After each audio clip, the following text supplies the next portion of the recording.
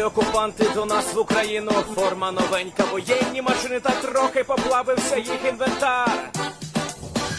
Байрактар, Байрактар.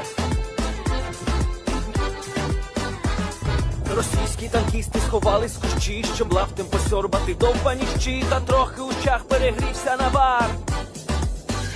Байрактар, Байрактар. Приперли зі сходу до нас барани для восстановлення великої страни. Найкращий пастух баранячих отар. Байрактар,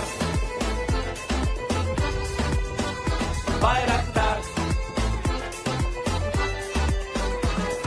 І хто воде всяке озброєння різне, потужні ракети, машини залізні, у нас на всі доводи є коментар. Байрактар, Байрактар. Вони захопити хотіли нас зразу, а ми зачаїли на орків образу з російських бандитів, робить примар. Байрактар, Байрактар. Російська поліція справи заводить, там вбивцю рашистів ніяк не знаходить, хто винен, що в нашому полі глухар. Байрактар, Байрактар. Веде пропаганду кремлівський урод, слова пропаганди ковтає народ, тепер нове слово знає цар. Байрактар. Байрактар. Байрактар. Байрактар. Байрактар.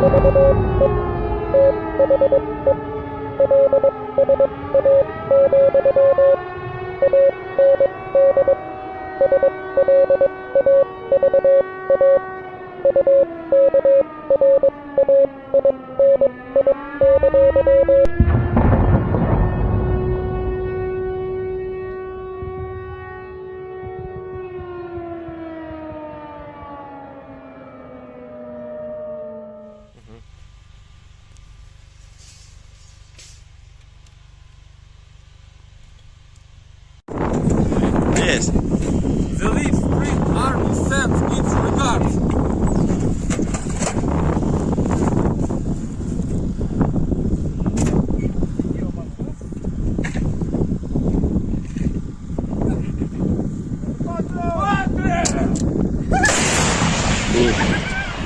Русский военный корабль. Предлагаю сложить оружие и сдаться. Русский военный корабль, иди нахуй.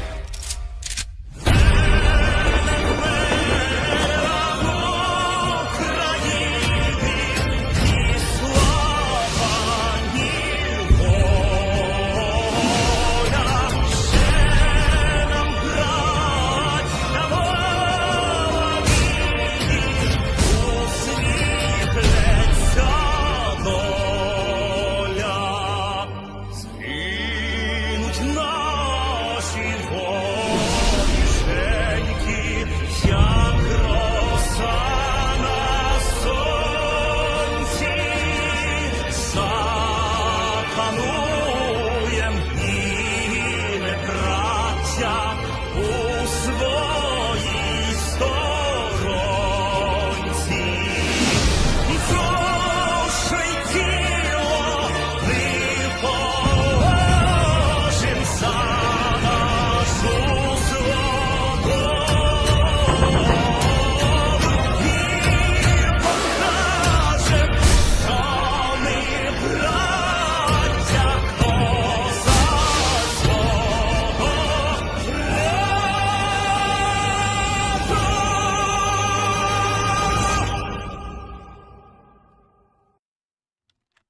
Hello, everyone. I'm the Enforcer, and I'm accompanied by Enforcer Matt.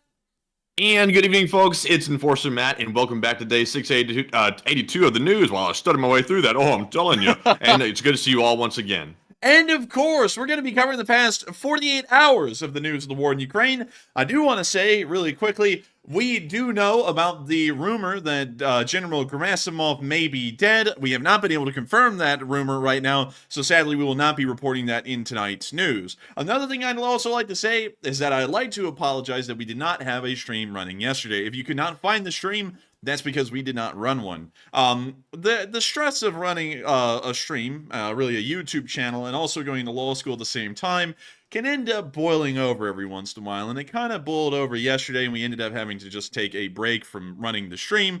But beyond that, I can guarantee y'all that we are here tonight, and we are going to be making sure to keep the news running until the war ends. Keep it running, baby. Let's go. Keep it running, baby. And not only that, we have had some really big news coming out of the area of the Kherson, well, not the Kherson Oblast, but the Dnipro River on the left banks, as the Ukrainians appear to have devastated Russian forces in the area and may even be making a general advance further into the Zelenskyy forest. It is a pretty big move, and it's one that we've been hoping for. And while I will say this, it's not as big as the Balaklia or the Kherson counteroffensives of 2022. This is certainly a major move by the Ukrainian forces, because the further they make it towards the major highway, the closer they are to achieving victory of racing down towards the area of Zelenskyy and opening up the river for large mass Ukrainian advances. There has been a lot going on here over the past 48 hours, and I thought I'd share with y'all a little bit of what we've been seeing. Also, don't mind me looking at the Koreas, because I was doing a little bit of research before the show on that entire situation, because we may have plans of making some videos that may be interesting to y'all.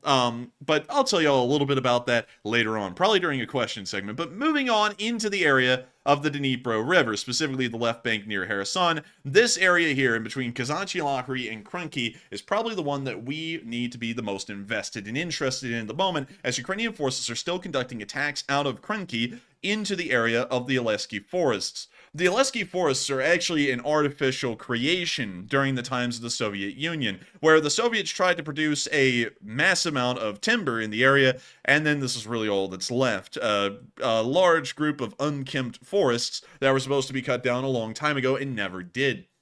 But one thing that we do get out of this is a amazing opportunity for Ukrainian Marine brigades that are currently inside of Krinky to advance forward in territory that is very conducive to infantry-based warfare and removes a lot of the Russian tanks' abilities to try and defend against this Ukrainian advance. It becomes pretty much an infantry-on-infantry fight, and this means that usually the Ukrainians are going to have the upper advantage and win.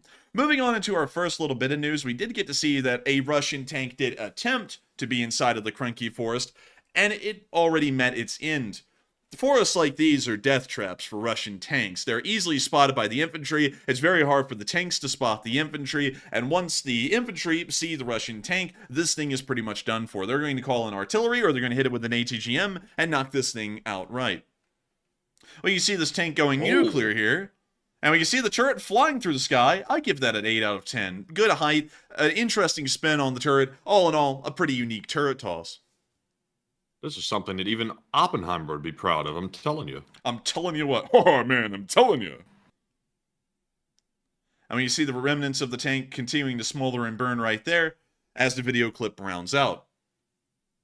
But this once again proves our idea, although Russian tanks get destroyed en masse along most of the front lines, that the forests around the Krinky area, or as they're being called now, the Zelenskyy forests, are a death trap for Russian armor. And therefore, the Russian units in this area, like the VDV, will have to practically conduct their entire defense from the forests without any real armored support. Moving on from that and into our next clip, we also got to see a Russian vehicle get destroyed. Actually, this was like an after-action report after the Ukrainians called an artillery strike on the area. Буханка. Когда-то было. Well, they burnt that one down to the chassis. Вот еще находочка.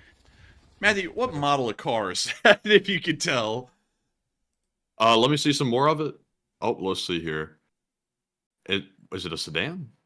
It kind of looks like one. I think it may I actually can't be. tell what's up with the back end. I swear, it kind of looks like a BMW a little bit. Maybe, like, I can't tell. Like, it looks like a pickup truck rear end. Like, I can't tell what this was, to be honest with you. Man, this thing is a mix of the Crown Vic and that stupid electric car that we sell from Russia. It looks like one of those Australian, like, pickup truck sedan things for some reason. I don't know why. Interesting. Бакс. Жженый. Ну, тут мало чего интересного. Обычный стоковый донфенчик. Вот. А это УАЗик.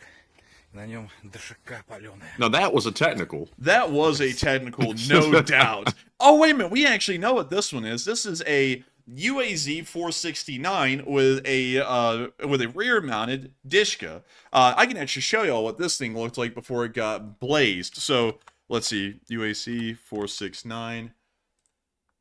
Now, I gotta admit, I actually kind of like these things because they're pretty rugged looking and kind of neat. This is like the Russian equivalent of an M151 Mutt. It's their equivalent of a Jeep, pretty much.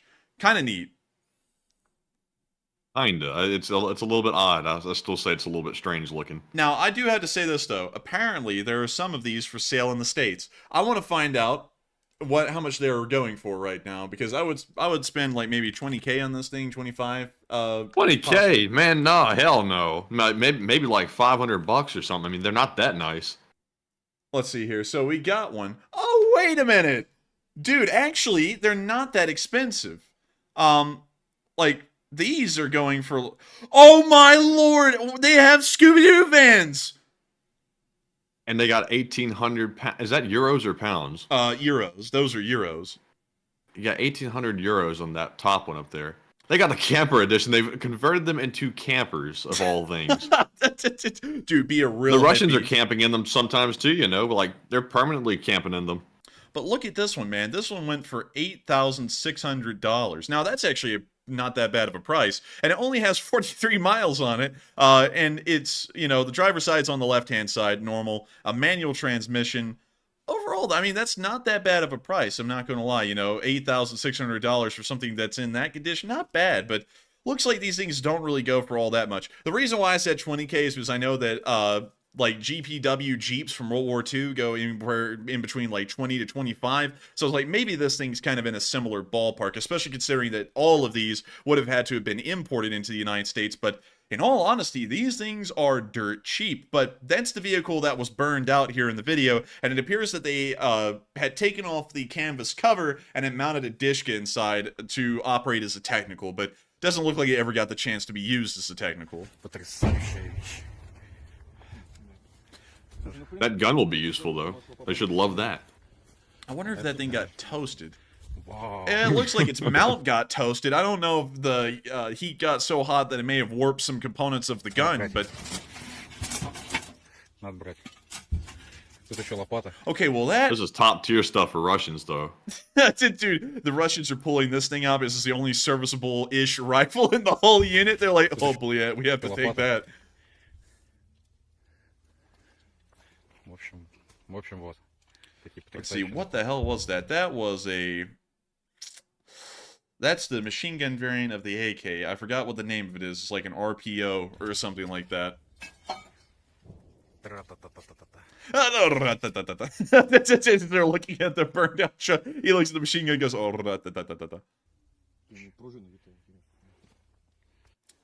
Man, he's never seen a spring before. He's like, what the hell is this? He pulled out the recoil spring and said, hey, look at this. He should have watched the Enforcer gun review video to figure out what that meant. Yeah, that's the main recoil spring. That's actually the only recoil spring. Бибика заболела. See him closing the hood to try and get a better look at the car. Как-то ей не очень. Ну, тут сухпай есть. Нет, нету. Просто пустые коробки. В мусорку превращают машинку. В общем, вот. Так вот оно. Еще один. Also, one of those Lada SUVs that they have on their website. Now, that is no doubt a Lada right there. Ну, такой Also, вот. everyone, a whole y'all lot are, of crap. y'all are correct in the chat. It is an RPK machine gun, not an RPO. Оригиналы типа того. Она прикольная. Такой вот. Now I have a feeling that one's been here for a minute because it's got moss in it. Yeah, this has been cultivated. See, Мерсы, финики, эскалейды, наплевать-то больно. Вот Запорожец, это прикольно. Это пан. but as you can see, the small Russian force got pretty decently devastated within the area of the Krinky forest, and it appears that at the same time, the Ukrainians are trying to add on to the pressure that's being put onto the Zelenskyy forests as they continue to try and push south, as we saw more Ukrainian forces crossing the river today on film. And we're going to have to be muting the song, Ukraini slava on Chemnitz. You know, y'all know the song, but we can see them here riding across. We see them having a fun time, getting a little laugh. Achee! Achee! The front guy said, "Hey." And that guy It's all right in there, good fun, oh, though. hello. They've got the country person's dream though. They got that big old like Evan Root outboard on it. That's Yeah. like the like country people's big dream to go get one of those. My dime, son, I could go fishing in that thing. You know, that's what someone's about to say. I can chase that bass upstream now at 60. Man, go up there into like the Rust Belt area and go deal with those Asian carp that like jump up into the sky when you're moving your boat past them. Ugh. Oh man, those carp! I'm telling you, you remember the Andy Griffith episode about the carp? They were trying to kill the carp. Oh yeah, I think so. Yeah. Yeah, those damn carp! I'm telling you. And also another thing, speaking of carps and all, another thing that's really interesting about this ongoing battle is that, like I've said before, the Ukrainians can't move heavy equipment across the river at the moment. It's an entirely infantry-based force near the Krenki village area. So as they continue to push forward, the only support that these Ukrainian infantrymen are getting are from the other side of the river. And the Ukrainians are firing artillery over the river and onto Russian forces in an attempt to try and silence their artillery pieces and give their infantry a much better chance on the left side of the Dnipro River. Today, we actually saw that a BM-21 Grad was destroyed in the area of the Zelenskyy forests. I will say this, though, the foliage does appear to be a lot greener than we've seen in other clips. So we are assuming that this clip may not be entirely accurate to today, but just in case if it is, considering that this is the first time we've ever seen this clip, we are showing it as a part of today's news. And we see the Grad right there. Actually, no, I'm going to have to take that back. This does appear to be this time of this year, because these appear to not be coniferous trees. They look like they're evergreens, so they would most likely stay green all year round. But we see the Grad get hit. And it looks like wherever the artillery strike actually hit, most of its force was directed right into the Grad launcher, hitting the rockets themselves and causing an immediate explosion. The trees aren't green anymore. Man, they really are starting to wilt pretty quickly. it's like, dang. Yeah.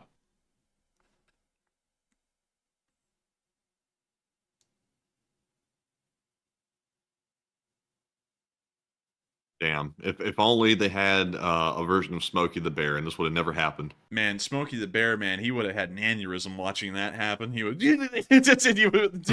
But Oh man, you've really set it on fire now. What I tell you about those matches, children? man, and the lucky strikes are a real thing. But also, we got to see a little video of how the Marine units in this area are using their drones, and also showing how their drone operators are trained. So here's a clip. Have you ever wanted to watch? Oh, their country.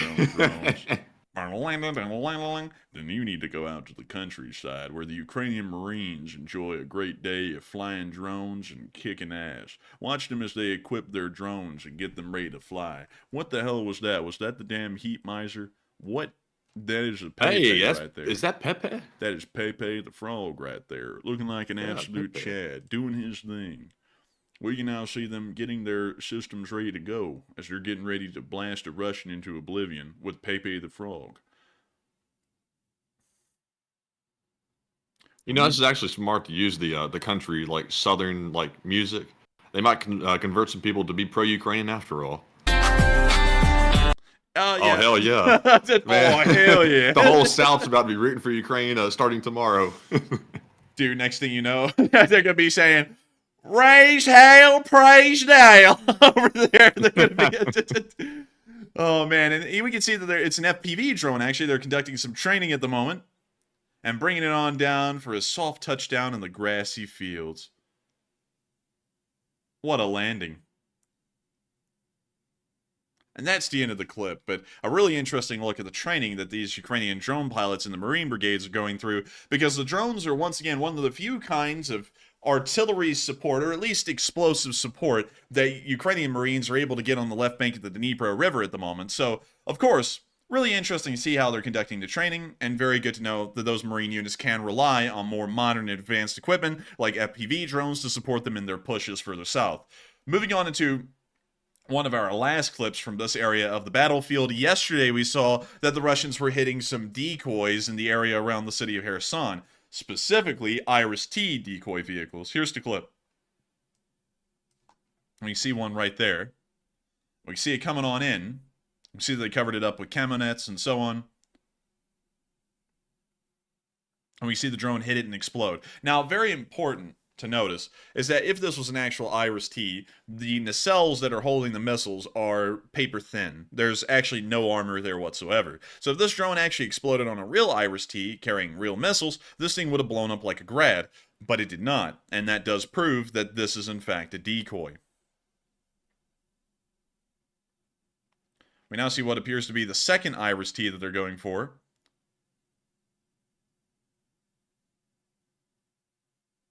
And we see this one hit right onto the launchers themselves, and of course nothing happens, because it's just a balsa wood decoy.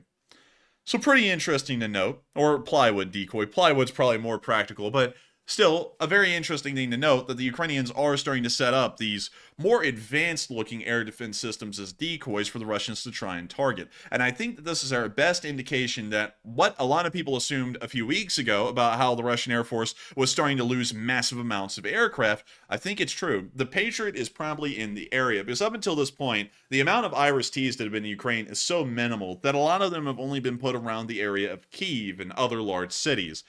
Knowing that, and then seeing that they're setting up Iris-T decoys in Kherson, I think they're trying to guide the Russians into hitting the decoys instead of hitting a more advanced system, or a real operating system, a lot like the Patriot. But with that, we're now going to be moving on from this area of the front line, because beyond all of these videos and picture evidence, we don't really see that Deep State UA is updating their frontline map to show us what the advances are looking like. In fact, they're showing that no advances have happened over the past 24 hours, which we would have to believe is somewhat untrue, just from the amount of casualties that the Russians have taken and the continuous pressure from Ukrainian forces to push further south into the Krinky forest. We believe still that our front line here on this map is mostly accurate around Krinky. We do know, however, that the Russians are in control of Kazachi Lahri, so we may try and adjust that front line off air so that way it's a little bit more accurate. But we do understand that Ukrainian forces have most likely moved out of the village and are actually fighting inside the forest.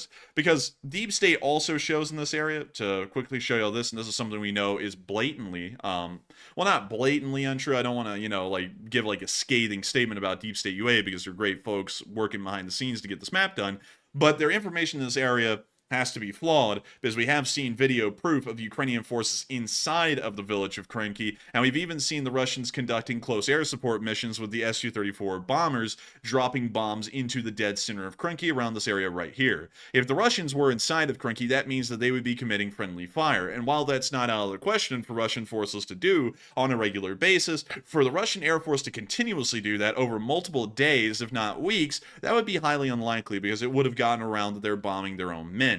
So at the moment, we understand that Ukrainian forces are in Krinky and they have moved further south into the forests. It's just that Deep State UA is not showing it, but the video and picture evidence is showing that very clearly. Moving on from all this news in the area, it's time for us to quickly go on into an update on what happened inside of Crimea. Because on the first day of reporting of this week, which would have been Thursday, we reported that there were massive attacks happening over the entirety of the Crimean Peninsula, and practically all Russian bases in the area were being hit or were under attack. That information was true at the time, and we were able to get some additional updates today about what kind of damage was actually caused and what the effects were on the Russian military. Starting off with our first confirmed hit near the village of Frishny, I'll be moving y'all there and showing what was hit. So let me get down there, past Pervomaiske, and near Frishny. This little warehouse right here was hit. From what we understand, this is actually a pretty sizable Russian ammunition storage that is based by truck only. There is no railroad corridor near the area, so unlike most logistical operations in the Russian occupied areas, this was not a railroad logistics hub. This was actually a truck-based logistics hub, which is somewhat rare as far as the attacks and as far as Russian bases go. But we did see that the Ukrainians launched a very precise attack on this base and ended up causing some pretty significant damage based on the satellite pictures. We do not know what kind of system actually attacked the warehouse, but whatever was able to do it, it was wildly accurate. We can actually see that they placed 2 hits on the bottom 2 warehouses side by side to each other in a fairly equal distance. 1 hit on the very upper warehouse, and then it appears that 2 tried to hit the like the secondary buildings on the very northern end of the compound. Based off of this, we're believing that a decent amount of Russian equipment may have been lost. We're not exactly sure the tonnage of equipment that was inside of the storage building, but nevertheless, hopefully it will have a pretty significant effect on Russian logistical operations further north near the direction of Krenki. Those Russian forces are already having a tough time being supplied, and historically have had a tough time being supplied over the past 2 years, and so this may be adding even further to the logistical woes of the Russian military. We also saw that a little bit further down, and this is where the rumor is coming from that Gerasimov is dead, that within the city of Sevastopol, the Ukrainians were able, with an unknown munition, to be able to strike the command post inside of Yurkarin Balka, which is like a suburb of Sevastopol, and may have ended up completely destroying it. According to current reports, there are more than 15 people who died in the attack that the Ukrainians committed, and we also have heard that possibly Gerasimov was inside of this base and may have been killed in the attack. We currently do not have... Rumor has it he said, Shoigu! And then all of a sudden something hit him. Rumor has it that Prigozhin came... well, he saw a premonition of Prigozhin, and Prigozhin said, Shoigu! Gerasimov! You're joining me in hell! And then he said, what? And then that's when it got hit. Yeah, but he definitely wasn't showing up to give him a cake that he baked, that's for sure. Or a little kith. Now kith. But nevertheless... Or some Fiji water. Man, I feed my pigeons Fiji water. What do you feed your Russian generals? Lead bleed. Oh. But anyways, we do not know what really happened at this base. I also have to let y'all know that this base was entirely underground, so we really don't have a good idea of how much damage was really caused. I'm sure the Ukrainians have a very good idea on the very upper levels of the chain of command, but at the moment it's not being publicly released what kind of damage was caused, who may have died, and if Gerasimov was in there. So at the moment, we're not reporting that Gerasimov is dead. We're just saying that there is a statement out there that he is possibly dead, but nobody has been able to confirm that at the moment, and I feel like stating that would be a little too optimistic and most likely trying to peddle some kind of a false news, because we just do not have enough at the moment to give you all a clear statement on whether the guy is dead or not. Of course, we're hoping he's dead like everyone else, but you know, we don't want to say that without enough confirmation. With Prigozhin, we got plenty of confirmation. We saw the jet go down. We knew he was on it. You know, he was seared to a crisp. He's dead. You know, and I don't think he's ever coming back from the dead. But Gerasimov, however, we have not been able to get enough confirmation on that at the moment to make a solid report. And I just want to make sure to get that out there, because a lot of people are going to be like, oh, come on, everyone's saying it. But everyone says a lot of things. Everyone used to say that the U.S. was never going to send Abrams. And a lot of people also said that we never send F-16s, or support Ukraine for that matter, and the Ukrainians would only survive a week in this war. And now the Ukrainians are going to be getting F-16s. They have M1 Abrams, which we actually have a video of today, and they've survived more than a week. So, you know, I just want to make sure that we put it out there. We want to make sure that our news is as accurate as possible when we're reporting it. So we're going to be taking a moment and waiting to make sure that that news is actually true before we go out there and report it. But just know that if you see the guy suddenly on a video call, a Zoom call with Putin, and he appears to be laying upside down in a hospital bed or something, that could be an indicator that something hasn't gone quite right. Dude, he's gonna come on. He's gonna have 2 black eyes. He's gonna be sitting. Everyone's gonna be like, ugh. Oh man, goodness. They're gonna be like, blink twice if you need help, and he's not gonna blink at all. And everyone's gonna be like, huh, he must be okay. That's why he's laying in a hospital bed with white sheets around him, hooked up to an IV. Oh, yeah. Yeah. And also, Josh Nielsen said he's probably alive. There would be more info by now. And this is something I do have to say, is that we all know the Russians lie. We all know that, and I don't think there's really any kidding around. But I would say he's probably not dead, because someone who's that high of a level that dies, there's really no way to hide that they're dead, because they're one of the top commanders of the Russian military. everyone's looking to them for orders. Putin is giving his orders to him to then disseminate through the rest of the chain of command. If he was dead, people would know. There's really no way to hide the death of a general like that. So if he's dead, I'm sure the Russians will probably come out with a statement and say that he is dead, and probably make him out to be some kind of a martyr for the Russian cause in the war, and that's why everyone should go and fight, is go avenge Gerasimov. That's probably the kind of take that they would make, so I'm assuming he's probably not dead at the moment. A lot of y'all are probably like, why don't you just go with it? Because I see some people saying that in the chat. Well, because way back in the day, Shoigu disappeared for like a week, and everyone swore up and down that he had died from a heart attack, and then he came back, and he's been back ever since, and he actually is alive. So we don't want to report too optimistically, because then, you know, we're just being optimistic for the sake of it, and there isn't really any good backup behind it. But we're now going to be moving on from that little bit of news and on up into the area of the location unknowns. You know what? Actually, before we get to that, I have to show you something that did happen in Russia. Oddly enough, we are starting to notice that the Russians are beginning to move a minimal amount of air defense into the area of the Belgorod, Bryansk, and Kursk oblasts to try and defend against further Ukrainian drone attacks onto their territory and their military infrastructure. The air defense systems that they're choosing are the Pantsir S-1s, a fairly new but incredibly, well, capable on paper air defense system that seems to, you know, be making the rounds. It seems to be the new fear of the world, kind of like the S-400s were way back in the mid-2010s. But it apparently seems that these things cannot pick up a kamikaze drone for the life of them, because one of them got destroyed in Belgorod today by a kamikaze drone. We got the Vanos Gaming logo here. Yeah, I was thinking that too. Man, you were thinking the exact same thing. That's wild. Well, you see the pants here right there. Man, this thing's like this screen's like a crack addict. So, I got no GPS fix. Dude, it's sitting there going, "I'd sell you a hot dog for a fix." Oh no! Oh no! Man, Oh no! hot dogs. Oh no! Oh no! No! No! No! Oh, time to reconnect, and it's time for Bean. But we can see right here that the Pantsir is sitting in the field, and here comes the next FPV drone. It's coming in dead on at the Pantsir. It doesn't appear that the Pantsir is even trying to fire at the drone, so it's probably not being picked up on radar. This one's going straight in for the driver's cab, which is where the crew compartment is.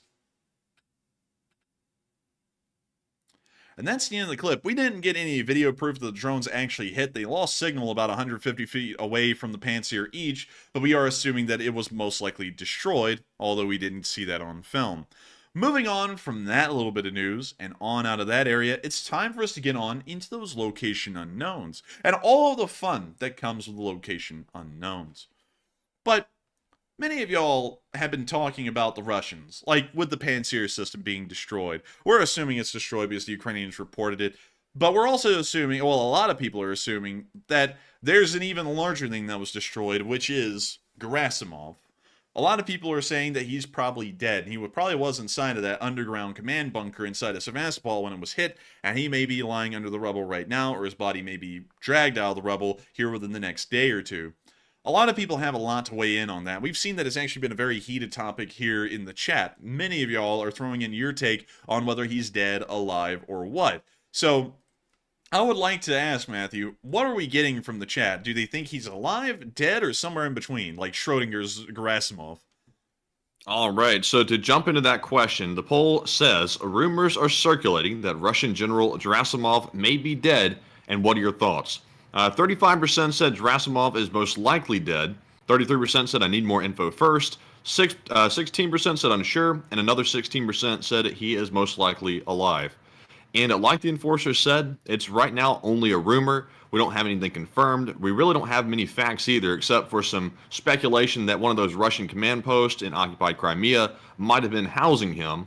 So at this moment, we really need more info first. It looks like this might have been sensationalized to a certain regard, and it was also spread around social media like wildfire, and it looks like people picked up on it like crazy. So to me, it's just not enough to go on at the moment. It looks like he might reappear, maybe not in the hospital bed this time like the other fella.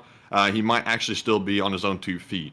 That's not going to do Gerasimov any good because it looks like he's on the edge of a disaster by the way his facial expression looks, but, you know, he might still be alive. But Enforcer, what say you? I would say I don't think we have enough proof to be able to say that he is dead. I kind of covered that a second ago by saying that a Russian general of that high of an importance, you can't really hide his death. And also, we have seen the Russians earlier on in the war, and even up until about a few months ago, confirming the deaths of 1-star and 2-star generals inside of Ukraine when they were killed. So considering that they were already actually publicly stating that these generals had died, it would be very weird to not state that a general as important as Gerasimov had in fact died. Even during World War II, the Nazi Germans, who were, very big into deceiving their own public and lying about things, were never able to cover up the death of their generals. Some of y'all may remember probably the most famous and actually most respected general of Nazi Germany in World War II, which was Erwin Rommel. And if a lot of y'all know his story, he was actually killed by the Nazi government a few months after D-Day happened because they found out that he was a part of a plot to try and assassinate Hitler. They ended up telling him to take cyanide. He did. He did it so that way he could save his family from a certain death. And then when he died, the Germans didn't lie about it and say that, he's just on vacation somewhere. He said he's dead. He died in some kind of a strafing attack or a bombing attack by the Allies, and he was a martyr and a hero of the German cause, and everyone ought to respect him for that. Even the Germans, who were big into propaganda and big about lying things, I mean, hell, they even took credit for the sinking of the Titanic in the middle of the war. They still couldn't hide the death of a general that important because someone like them, they have a massive impact on the armed forces, and you can't really just sit there and cover up that they've died. It's just very hard to do that.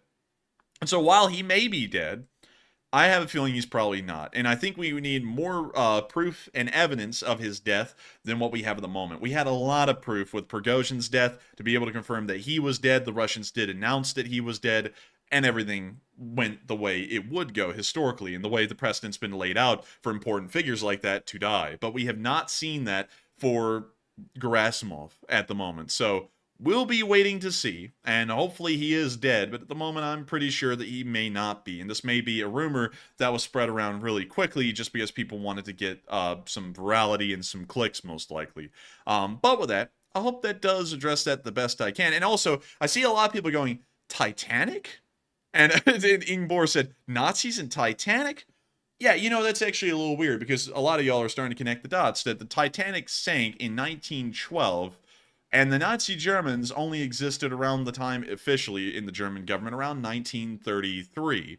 And a lot of y'all are finding that there's a time discrepancy there of about 21 years.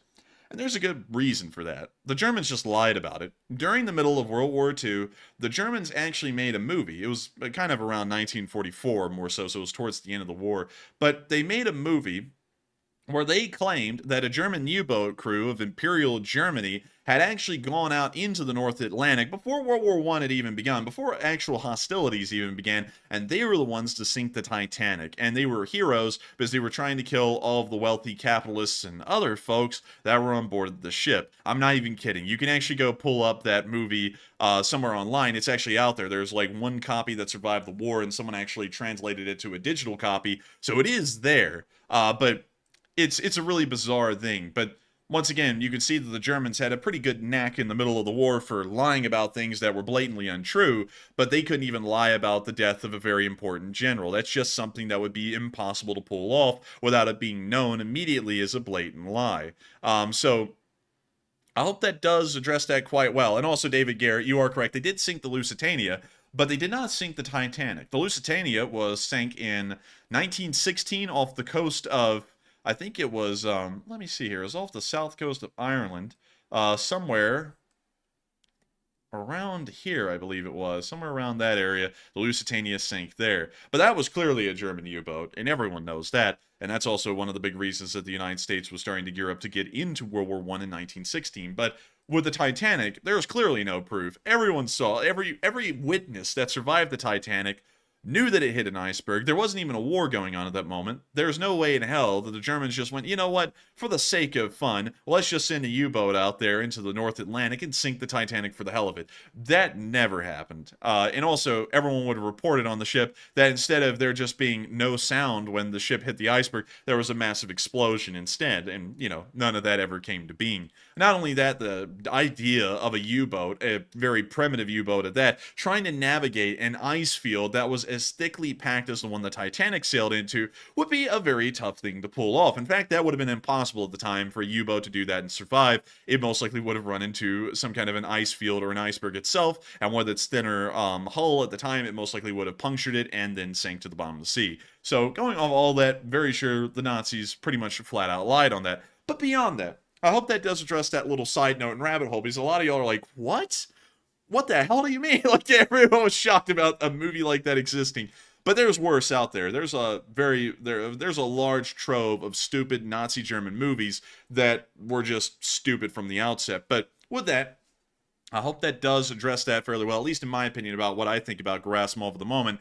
And with that, we are now going to be moving on into our questions, because I see a lot of people have a lot of questions. So Matthew, what do we got? All right, so moving right into our super chat questions. Our first one is going to go to the one and only Enforcer for President, who throws in a $100 donation. And thank you very much, Enforcer for President, for that support. And said that love my enforcers, and the LSA Army is the best community on any platform. Slav Ukraine, peace in the world, and take one from the chat. And thank you very much, Enforcer for President, for those kind words as well. And thank you so much for the incredibly kind words of Enforcer for President and the massive amount of support as well. You're helping the channel to keep on running. And I gotta say, we love y'all all back. And we love you too, Enforcer for President. I gotta say, it's incredible to know that we have your vote well in hand in the future in 2040. And I gotta say that this is the best community on any platform, without a doubt. Also, Slav Ukraine and peace in the world, hopefully. Hopefully one day we can achieve peace. It's always going to be an uphill battle, but maybe one day. And I also got to thank you, Enforcer for President, for showing the channel some support tonight, both in the Super Chat and in the praise, because times are not easy. You know, of course, it's great to run YouTube, and I love doing YouTube, and it's also interesting to go to law school, but it's all quite stressful, I will say, and it's something that we're always trying to deal with in the background. It always seems to both Matthew and me that we're on the very edge of the end as far as everything's going on our end, because everything is pretty tough, you know, to try and manage full credit hours of law school and also doing this full time. But thanks to folks like you, Enforcer for President, who throw in such kind words and also support the channel, we were able to keep this thing running and keep the thing rolling. And I got to thank you for that, because y'all's support and the super chats, it does help us to keep the channel running. And not only that, it helps us to take a bit more stress off our shoulders, because we know we will be able to keep doing this as a job. And I got to thank you for that, because if it wasn't for folks like you, Enforcer for President, I don't know how easy it would be to run this channel. It's already stressful as it is, and without any support, it would probably be overwhelmingly stressful. But with that, thank you so much once again for the massive amount of support, Enforcer for President, and thank you for helping this channel to keep on running. You're an absolute legend, and we will make sure to grab one from the live chat. And so what do we got, Matthew? And our question from the live chat, sponsored by Enforcer for President, goes to Pakatang, who says, has there been confirmation of the death of the Admiral of the Black Sea Fleet? There has not really been a lot of confirmation about the death of that admiral either.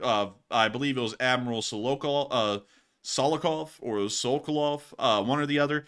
There's not really a lot. People keep on referencing that in Zoom calls. It looks like he's in the same place, but, you know, oddly enough, a lot of them meet in the same office in these Zoom calls, so they kind of would look a little similar. But we don't really have enough confirmation to say the guy is dead. And once again, someone would have had to have been promoted into his position, and we have not seen that yet, so we are assuming that the guy is probably somewhere in between alive and dead, but most likely on the side of alive. And so, with that, I got to thank you so much once again, Enforcer for President, for sponsoring that live chat, and I hope we were able to answer that the best I can, because I don't really think that guy is dead either, because the Russians can only keep up a lie like that for so long until they just cannot. And also, what were you laughing at, Matthew? Oh, just the way you said that, I was thinking Putin likes his generals in Russia with a side of alive. That's the way you made it sound like. Well, you know, it's kind of true. It's kind of true. But with that, Can I get a side of slaw and a side of alive with that rib? Man, can I get a side of living? Can I get a side of living? But nevertheless, thank you so much once again, Enforcer for President. I hope that does address that well. And with that, we are on to the next one. All right, in our next one, while I grab another one from the live chat, by the way, let me stall for just a moment while I copy and paste. There we go. Look at that, the magic paste button. You gotta love it. Our next one goes to Ari Sowini, who is the Kiwi wife and Finn, who put in a $50 donation. And that, just to be clear, that was in Australian monies. And they put in a super sticker. It's the YouTube Fox. It's jumping up and down in the fireworks again. And thank you very much, Kiwi Wife and Finn, for that support. And Enforcer, what say you? And I gotta thank you, Ari Sweeney. Kiwi Wife and Finn. No introduction needed. Everyone knows who the Kiwi Wife and Finn is. And I gotta thank you for throwing in the sick super sticker. That is a cool one. I love to see the Shiba Inus. They look a lot like corgis. Wearing their little, it looks like a kimono, and jumping up into the sky with fireworks all around. It's beautiful. It's absolutely romantic and poetic even. And I gotta thank you so much for the support, Ari Sweeney, Kiwi Wife and Finn, and helping this channel to keep on running. Folks like you have been around for so long, and it means a lot to us that everyone is always cheering this channel on and helping us to keep this thing rolling, because it is a community effort, and it means a lot to us. And I gotta thank you so much once again for being a part of that tonight, Ari Sweeney, and once again, making this channel possible. And so with that, I hope that does address that the best I can. And we are on to the final question of this segment, and then we're going to be getting right back into the news. And what do we got, Matthew? All right, and the final super chat of this segment is going to go to Nova Stardust, who's also a pretty long-time channel viewer, by the way, as well. And thank you very much, Nova, for that $50 support. Hey! And he said, happy to finally give a little back. And that thanks for all the hard work, guys. And I already asked a question, so take one from the chat. And thank you so much, Nova Stardust, for helping the channel out and helping us keep this thing rolling. And happy that you are giving a little back. I don't like to look at it that way, though, because we always want the channel to be free. And of course, that's the premise of the channel, is that you could watch forever and not ever have to watch an ad and really do nothing to support the channel. It's so... But beyond that, I don't know what the hell I'm even trying to get at there, because I just completely deconstructed my own statement. But nevertheless, I do thank you so much for supporting the channel. And also, thank you so much for enjoying our hard work. When law school starts up and we're in law school, it really starts to make the work we do seem hard, because there's not really a lot of time in a day anymore. Like tomorrow, before the stream, I actually have to read some law school stuff and get ready for at least the first few days of the next week, and then try and figure out a way to read everything else as the week keeps going. So it's certainly tough to try and figure out how to balance all of that. And it really is tough, because I already know what the first semester was like, and, you know, it's going to be a little difficult. I'm not going to lie. But nevertheless, I'm telling you. Oh, man, I'm telling you. But you know something? It's just what life is. Life is difficult. It's not going to be easy. And so I'm just going to face it headlong, and we're going to get it done. But I got to thank folks like you, Nova Stardust, for always backing us up on the YouTube side of things and what we're doing here, and supporting the channel and helping us to keep the thing running. Because if it wasn't for you, we wouldn't be able to make it possible. And I got to thank you for that once again. And also, we will make sure to take that question from the chat. But if you want to ask a question in your live chat, always feel more than free and more than happy to do it, because we love to answer questions. A lot of questions are really good ones and ask very interesting things. Sometimes the questions y'all ask are actually out of the scope of what we know, and those are pretty interesting questions in their own right. But with that, thank you so much once again, Nova Stardust, and we will get that one from the live chat. And so what do we got, Matthew? Also, by the way, Enforcer, I don't know if you noticed it or had a chance to look, but the bots are rolling in heavy again. And for some reason, they're focused back in on your laugh again. I don't know what that is. The bots go through like a vicious cycle. They'll go to the laugh, then they'll jump to it, this is propaganda, then they'll say we're fake news, and then they'll say we're pro-Ukraine, and then they go right back to the laugh, and then they start to cycle over again. I don't even know why. And literally, at this point, I don't know if they're talking about your laugh or my laugh. I can't make sense of the bots, but I just got rid of another one. You saw that one? He just got Stugned. Let's see here. What did he say? Russia won. That's a classic bot. Classic. That's like the legendary classic Russian bot. That's bot classic right there. It's like bot platinum. But anyways, let's get that live, because like honestly, who cares about the bots? The bots are lame. Some of them are real people and they're losers. Other people, you know, they just get like, you know, I'm gonna say this because I just want to make this clear. If you know, partake in weed, that's fine. But if you're a loser and partake in weed, it's kind of like being an alcoholic and being a loser. You know, it's kind of like, what are you doing? You know, that's how I kind of look at it. So usually the bots are usually like losers that just do nothing, and then they come over here. And, you know, it's like, who cares? Because at this point, gotta tell you this. I just really can't care because, like, most of the people that end up trashing on the channel, it's like, what have you done? And then you look at what they've done, and it's like nothing. Like, they can't even do anything for themselves. So it's like, what do I care what they have to say? Because we're over here, we're in law school, we're running a YouTube channel. There's 157,000 people right now who are watching it and listening to us for news. You know, it's like, who cares about these people? You know, they're just sad, little pathetic people who have to go around and attack people to feel good, you know, and those people are very sad people in life. And I've kind of learned that you can't really let them bother you because the internet's actually filled with them, because this is really the only place they can hide, because in real life they get their teeth knocked out, so they got to hide on the internet so that way they can say stuff and run away and just get away with it. So, you know, it's just, that's how you know when a troll has like migrated to real life. They start talking and they're just like talking and flapping gums with all their teeth are missing. That was an internet hater right there, and there he is talking in real life now. That's why he has no teethies. That's it. Hey, look, that must be a trash talker right there. But anyway, oh man. But anyways, what do we got for a live chat, Matthew? And the live chat question goes to Marcia Tucker, who says Budanov did say that, quote unquote, someone of significance was thought wounded and airlifted to Moscow, and if not Gerasimov, who else might have been? And I think that was Putin's dignity. Oh, it's a good one. And to answer that, it may have been anyone. Like, there's really no end to the guessing. It could have been a Russian colonel, because anyone above colonel in the Russian military is probably important enough to have airlifted out for medical treatment. So it could have literally been anyone. There's a decent amount of colonels. There's a decent amount of lower level generals. So if it wasn't Gerasimov, it truly could have been anyone inside of that command post that was getting airlifted out. So with that, I hope that does address that well. I hate to be that ambiguous, because we don't really know the thousands of colonels that there are and the hundreds of generals that there are either. But nevertheless, I got to thank you so much for the support and helping the channel to keep running, and Force for President sponsoring that live chat, because sadly, there is no clear answer to that question. It truly could have been one of thousands of people that are in that position where they would have been worth airlifting out towards Moscow. But with that, I hope that does address that well. Thank you once again. And also, why in the world did I say in Force President? I think I said that. Thank you, Nova Stardust, for sponsoring that and allowing us to get one from the chat, because folks like you help to make this channel possible, and it means a lot to us that people are always helping us to keep this thing running. And so with that, we're now going to You got to just like plug your political campaign right in the middle of a super chat and force it for president. That's it, yeah. And so with that, we are now going to be moving on into our location unknowns. Starting off with our first one, showing a brand new Ukrainian mine-laying drone. This thing's pretty neat. It carries 6 TM62 anti-tank mines, a very powerful and potent anti-tank mine, and it drops them off like Easter eggs. There goes one. Ah, a little bit violently. This guy's standing riskily close to it as well. Like, so let's see if we can plop one down and plunk it. But isn't this cool? Like, you can just drive this thing out in a field and go lay mines. That is pretty cool. It reminds me of those Lego, like, I think it was like Brainstorms or Technic sets they used to sell as kids. Like, you just build stuff like this, but they've done it in real life in war now. Yeah.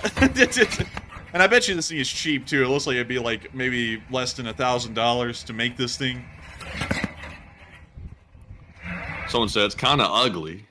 Oh, that thing can scoot though. Did you see it take off? Yeah, it went. Dang.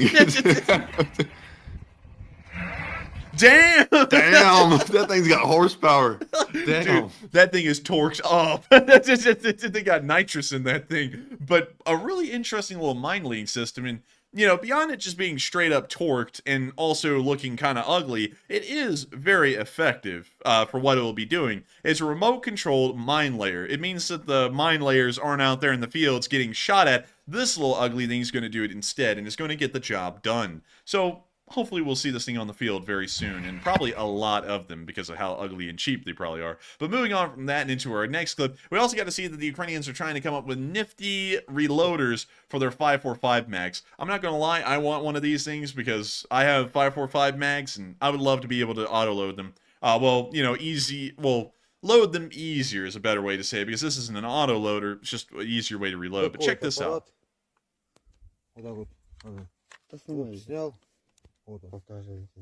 He's showing it. Look at that.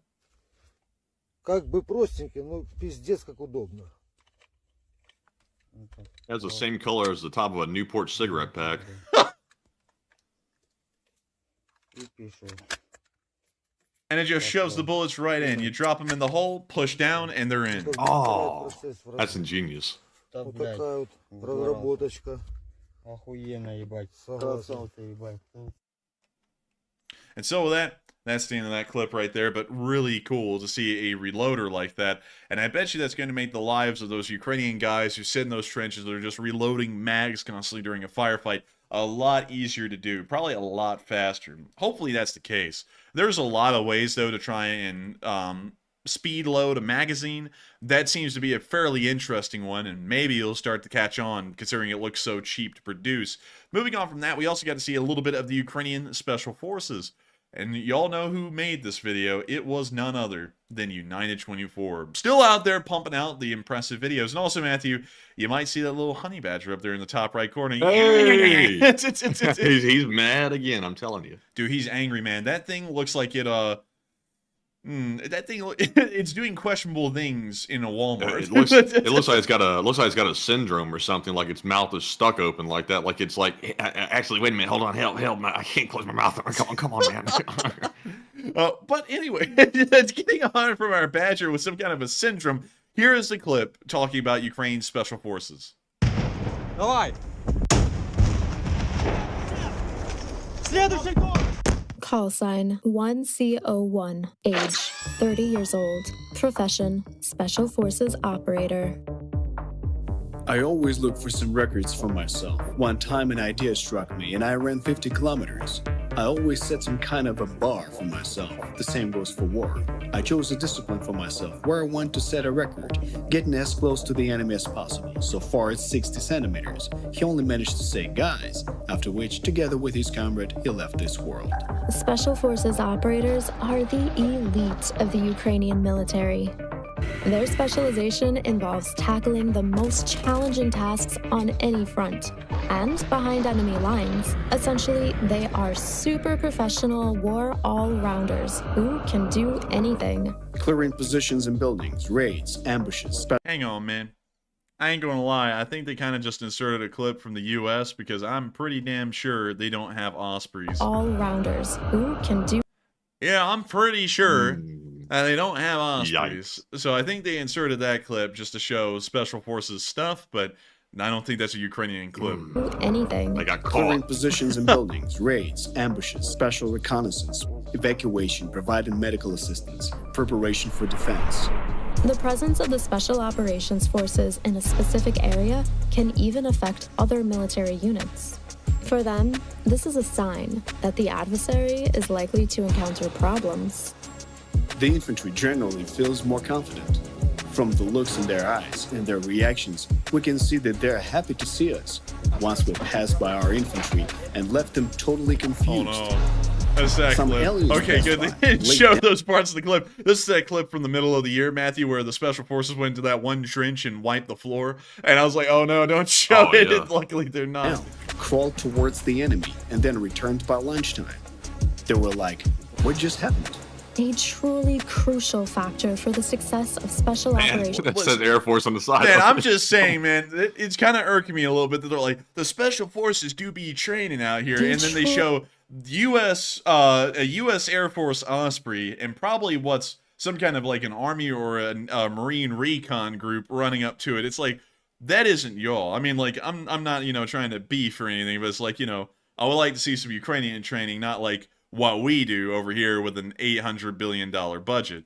A truly crucial factor for the success of Special Operations Forces operators is training and preparation. Each soldier must undergo the renowned Q course, a special program within the selection process. It lasts for 7 months and includes both physical and psychological components. Just to prepare for the selection course, the Special Operations Forces website provides a complete guide. It involves 5 weeks of intense training, 6 times a week. Even after thorough prior preparation, only 10% of candidates successfully complete the Q course. 1CO1 also faced another challenge, a survival and captivity handling course. In its scenario, the unit falls into an ambush and has to cover 150 kilometers through hostile territory. At the first checkpoint, the instructors took almost all our belongings, giving us only a bag, paracord, saw, a flint, and steel, and that was it. With these items, we continued to move. At each checkpoint, we had to undergo a fire test, where we had to start a fire and boil water in 4 to 5 minutes. If the fire test wasn't successful, they would take away some of our belongings. However, that wasn't the end. According to the course scenario, the next challenge was a new ambush. We were twisted, tumbled, loaded into car trunks in very uncomfortable positions, transported for a long time, subjected to sudden stops, thrown out, beaten, humiliated. Throughout all of this, bags were always placed in us, and we couldn't see a thing. We arrived at some camp where they started mocking us, making us walk in circles, electrocuting us. Then we stood there for approximately an entire day listening to disgusting Russian tunes. I wouldn't even call it music. Their anthem, everything that pressured our brains. Later, we had the opportunity to escape from there. We covered some distance again, and after that, the course concluded. All the trainees successfully completed the training. Besides rigorous training, the SOF operators are equipped with the best gear. For self-defense, I have a Glock 17 pistol. Hey! And a classic M4 in this case. Oh yeah, dude, it's the same Damn. loadout that I had. Look at that. I like that. But whoa, hold up, wait a minute, hang on. Oh, wait a minute. Wait a minute. That's the real one, though. That's not that, like, replica one.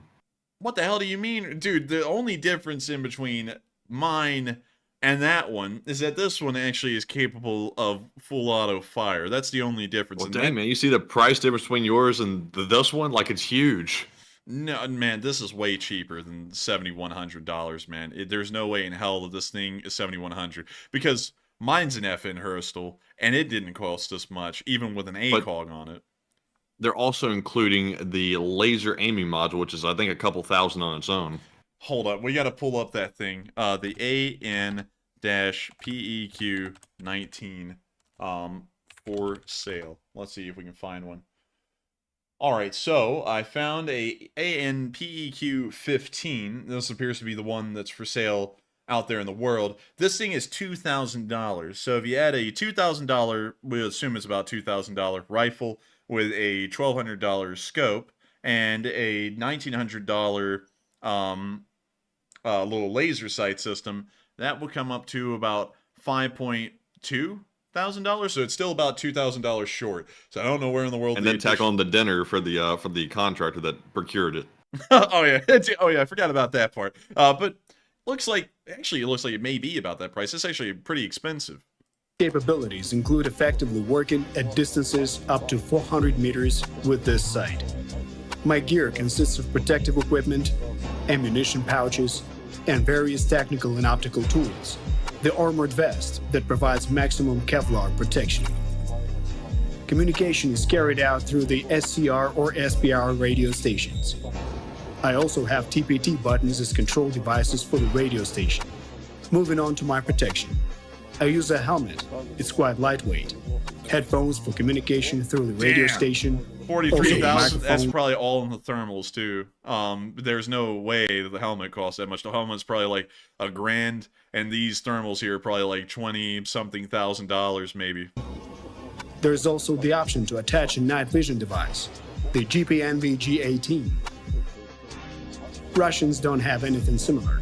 This device provides more than 90% field of view. Moreover, in synchronization with a laser pointer, it is an indispensable tool. As for the optical equipment, I use a PLRF rangefinder, which can be considered artillery grade. It is quite precise and has a very thin reflection beam. I also use compact binoculars, an 8-fold gift from the Russian Special Forces.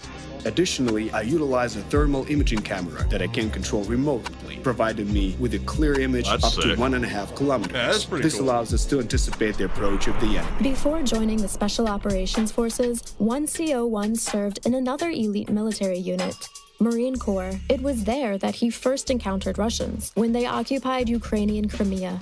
One morning, while on duty at the checkpoint, Russian Tiger vehicles arrived at our unit, wearing their new pixel camouflage. The Russians made numerous offers to him and other soldiers to switch sides and join their service. I'm Ukrainian. I took an oath. My family's in Ukraine. This is my country. It's everything to me. So there was no choice for me here. The unit of 1CO1 was brought to mainland Ukraine, and after some time, he was transferred to the Special Operations Forces. Marines bring a unique drive to the dynamic operations. On the other hand, being a Special Operations Forces operator involves a different set of skills, both individual and collective. I always compare the operation of different units. In the infantry, it's 50% skill, 50% luck. For Special Operation Forces, it's more like 80% skill to 20% luck. Tasks are specific and can be very unexpected for the enemy. That's what I like. You're already planning to destroy the enemy, but they don't know it yet. This element of surprise plays a significant role, and you emerge as the victor. As a result of such rigorous training, the elites of the military had emerged. Special Forces operators carry out missions wherever they are needed. For example, 1CO1 has fought in the Chernihiv, Kyiv, Sumy, Luhansk, Donetsk, and Zaporizhia regions. There were cases when 1CO1 during the war encountered civilians as well. At the beginning of the full-scale war, we were extremely tired and practically didn't sleep for days. Civilians, under the risk of us all soon being surrounded, accommodated us and hid our equipment. Later, a column of Russian tanks arrived and cut off our retreat route. Some of the group managed to break free from this encirclement, but I remained with two other operators. Civilians informed us that one tank had fallen behind the others. We used this information, we reached the tank and destroyed it. After that, the civilians themselves transported us out of the area in the bed of a pickup truck. Later, we brought them food and water. They were there with their children. I still bow to them for helping us, even with the risks involved for themselves and their children. During these events, 3 operators managed to destroy a tank, although it was not a typical task. The tasks of SF operators are not simply go and destroy a tank, as nothing changes from a burned tank. We impact strategically. In Hollywood movies, there's a stereotype about Special Forces operatives who work deep in enemy territory for weeks, killing hundreds of people along the way. I can't speak about hundreds of people, but doing something that changes the situation on a strategic level, absolutely. When asked about the toughest challenges, 1CO1 responds, the tasks in which you couldn't participate. When your unit is doing it, but you can't, due to physical condition, injuries, or other reasons, for me, it's always very difficult to bear mentally. Before joining the service, 1CO1 studied at the University of Choreography and Culture. However, now he is an operator of the Special Operations Forces, one of the deadly... Man, he went from being a choreographer and a culturist to choreographing these Special Forces attacks and also putting down some Ukrainian culture on these Russians. Pretty interesting. He carried the skills over to what he's doing now. Warriors in the world. We cannot pass this war on to our children. I understand this as a father. My son will soon become an adult, and I understand his character, and I know he will be ready for it, but I don't want him to participate in the war. 1CO1 will do everything for victory to come as soon as possible. Wait a minute! Dude, look at that. Oh. For victory. What a nice M4, the suppressor, the little laser module, the ACOG. Man, what an M4. All it takes is $7,100 and it's yours. Damn. I don't think we could ever afford that. But what a cool M4 for sure. Really neat. To come as soon as... By the way, really quickly, beyond the laser thing, the laser sight, and the suppressor, outside of those two things, the vertical foregrip he has, Matthew, is the same one. It's the Knight's Armory vertical foregrip, and the Trijicon ACOG is also the same too. This is the one that I went out and shot 600 yards with a while ago that I was talking about on stream. To come as soon as possible, both on the front lines and in the rear of the enemies. To them, he has only this message. What can I say to the Russians? I have nothing to say. I will act. And there's the 3D printer noises. But nevertheless, that's the end of that little video right there, and very interesting to hear about the Ukrainian Special Forces. Some of y'all are actually saying that this seems like something we've watched before, and it almost was. We've seen a very similar video to this, like this before, but what it was about was the snipers of Ukraine, although it was in a very similar format, and the videos, as far as their layout, were almost identical. But still, very interesting to hear a little bit about the Ukrainian Special Forces, and what they're armed and equipped with, and what they do out there on the battlefield. Moving on to our next bit of Location Unknown news, we also got to see the Russian prison holes are still a thing, and we can see that they're starting to blossom in population numbers. This is a video from inside of one of these prison holes.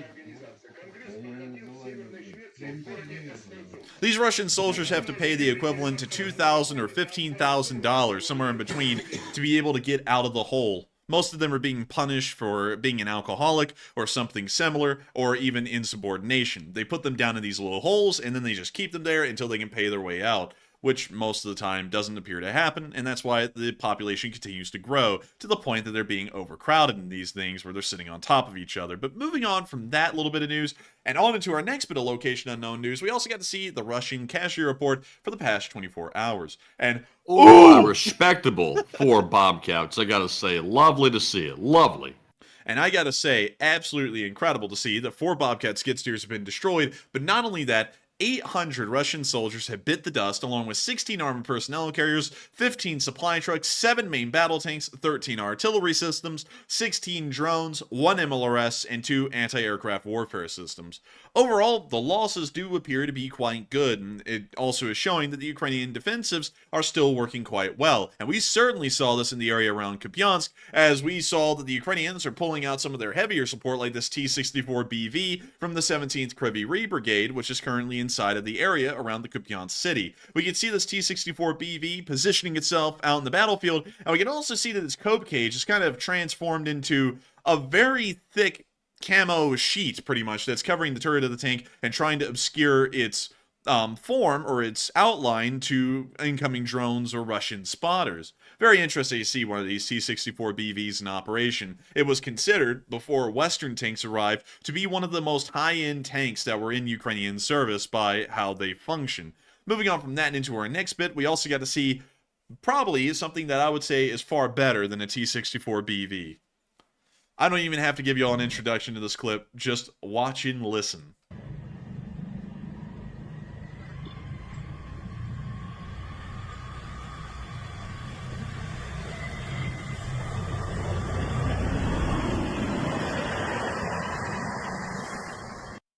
Oh, nice.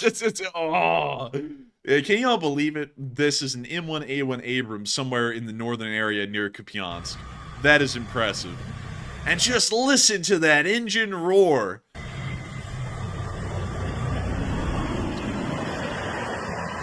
Oh, that is something right there. You know, I gotta say, it's wonderful to know that the Abrams finally made it to Ukraine. We haven't seen them in operation a lot on the battlefield, but it's just so cool to see them moving around the rear lines like this here and there. There's 30 of them in Ukraine. There were supposed to be 31, but only 30 of them made it, and we've never heard about the additional one ever being sent. But this is one of those 30. It is so cool to see, and also, there's a couple of cool things about this M1A1 in particular. So one, something very interesting to know about the M1A1 is that it did not have the improved gunner's optic over here on the left side of the turret, and we can see that it is missing on this tank. That does confirm that this is an M1A1 and not an M1A2. Another thing that's very interesting to note is that it appears that this one, if we can take a look at the turret up close, it has the NATO tricolor SARC camouflage. A lot of people know the Abrams as that deserty looking tank that just everybody knows. Let me see if I can find you all a picture of this.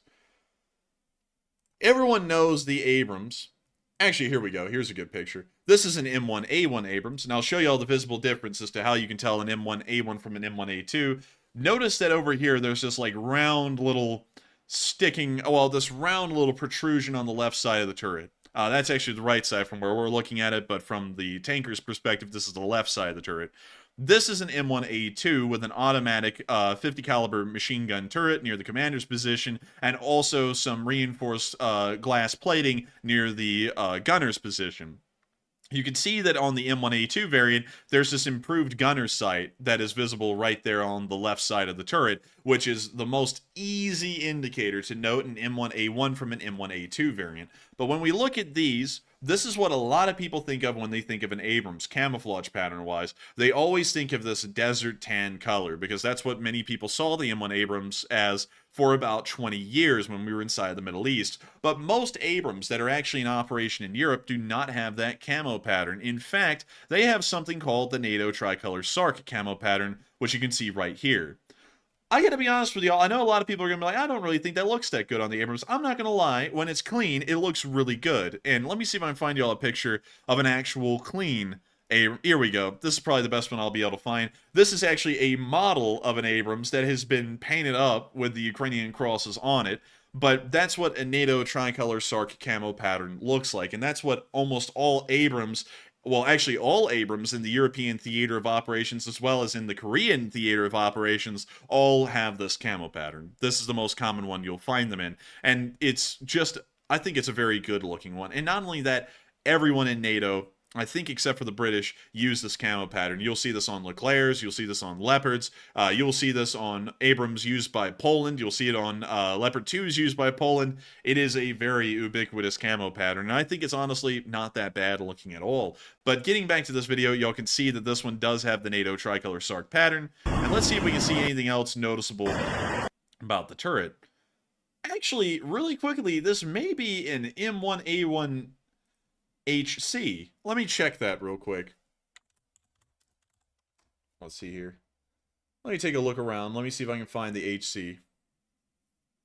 And let me go look at the pictures. Let me take a look at this. 1 second. Hang on, everyone. I got to make sure that we're getting the designation correct, because that might not just be any M1A1. That might be an M1A1 HC. And the difference is a little interesting. I'll show y'all if I can find a good picture here. Okay, so this is the best. No, actually, no, correction.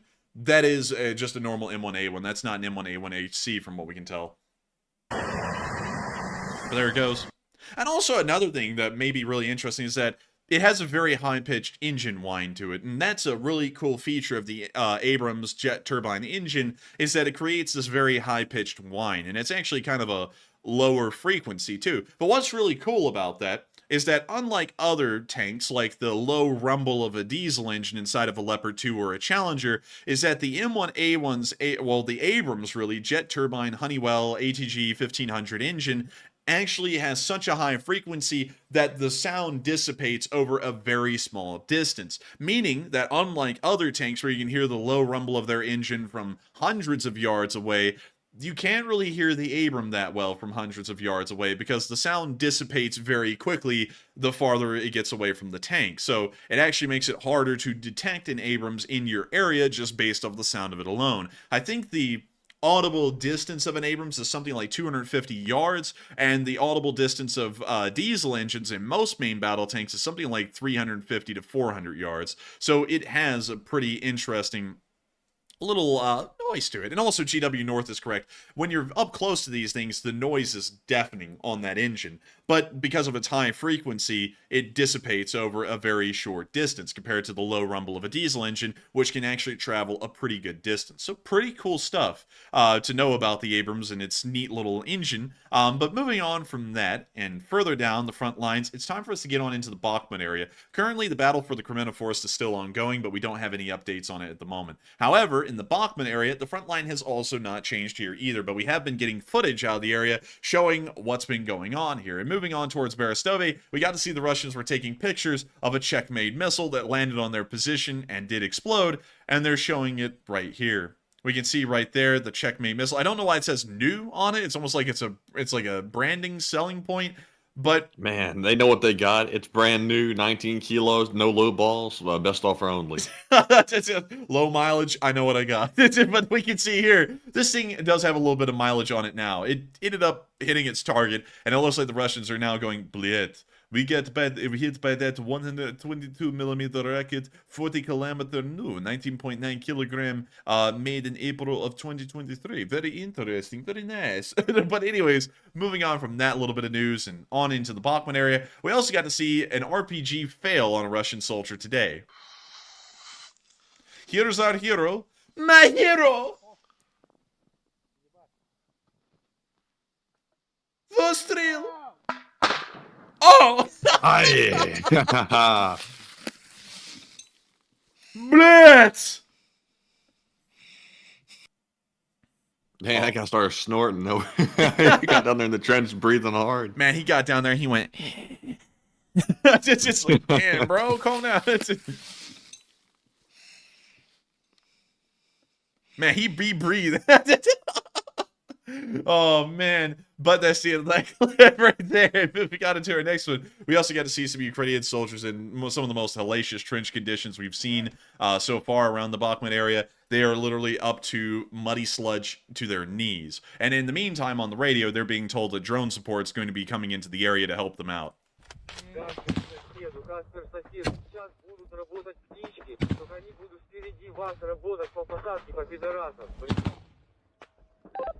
Плюс.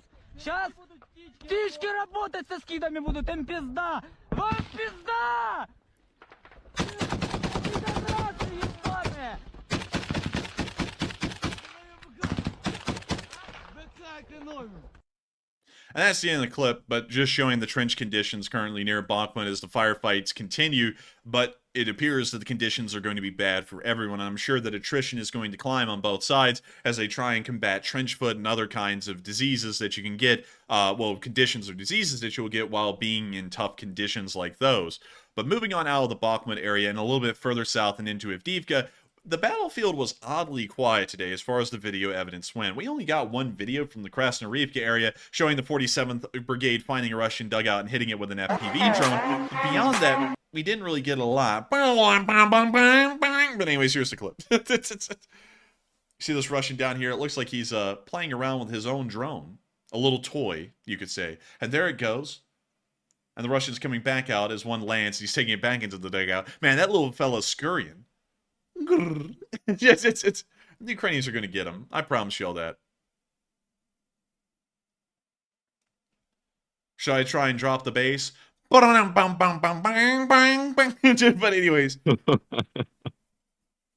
you see the drone coming on in. Oh, right into the dugout, a hole in one, and they can set off some ammo. Probably got the Russians inside. It's a good day for the 47th Brigade.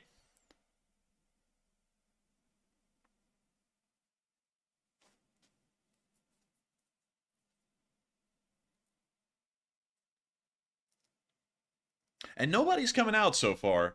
So we're going to assume that this entire outpost just got wiped out. And by the way, I just have to play that again because I bet y'all heard it. Real Chad music right there. That's lovely. What a fine tune. Dude, they're going to hit them with that. Anyways, moving on from that, and a little bit further south out of the Avdiivka battlefield, because there's no frontline movements today, the Ukrainian defense held strong, and the Russians took pretty decent losses as usual. We're now going to be moving on down near Pisky, where we got to see an electronic warfare system get destroyed. Hit them with that bass, my boy. But anyways... Oh, they got something different. But we can see the little... All the young kids do these days is play that hard drum and bass. The neighbors are always listening to loud drum and bass. And then they're not going to stop listening to loud drum and bass. But that's the end of the clip. Nice to see the 59th doing their thing and hitting Russian forces where it matters in the EW department. Moving on from that, we're now going to be moving on down into Vuhledar, where we got to see that the 72nd Brigade of the Ukrainian Army was able to lock in today and absolutely obliterate some Russians near Mikilsky. All right. And this guy's just chilling. Oh, he just realized it. He's like, oh. He's like, oh no. I'm on camera. Yes, I'm John Quinones, and this is on What Would You Do If a Drone Flies Right Into Your Trench? Man, I'd probably die. Oh. Ah. I think he did. I don't think John Quinones is going to be able to ask this guy some questions.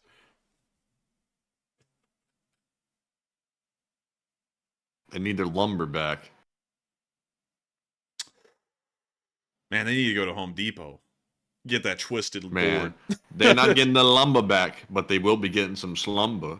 Oh, dude, that was actually really good. I was like, oh my god. But moving on from Mikilsky, where those Russians got obliterated, it's time for us to move on down into the area of Izhny, a small village along the T-0815 highway, where we got to see the remnants of a Mista S that were left over after a Ukrainian attack on the artillery piece. Not a lot left. That's what everyone in the Russian army says after they get their paycheck. Not a lot left.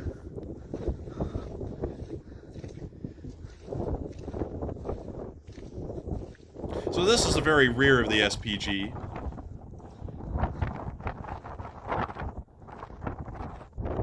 We see over here a pretty sizable hole. A lot like Chris's mom. And we can also see as he looks back at the vehicle, we can see the engine bay once again.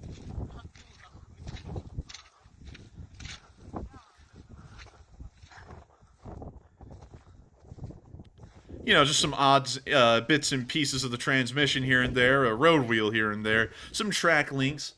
It's like a Lego set that's been disassembled.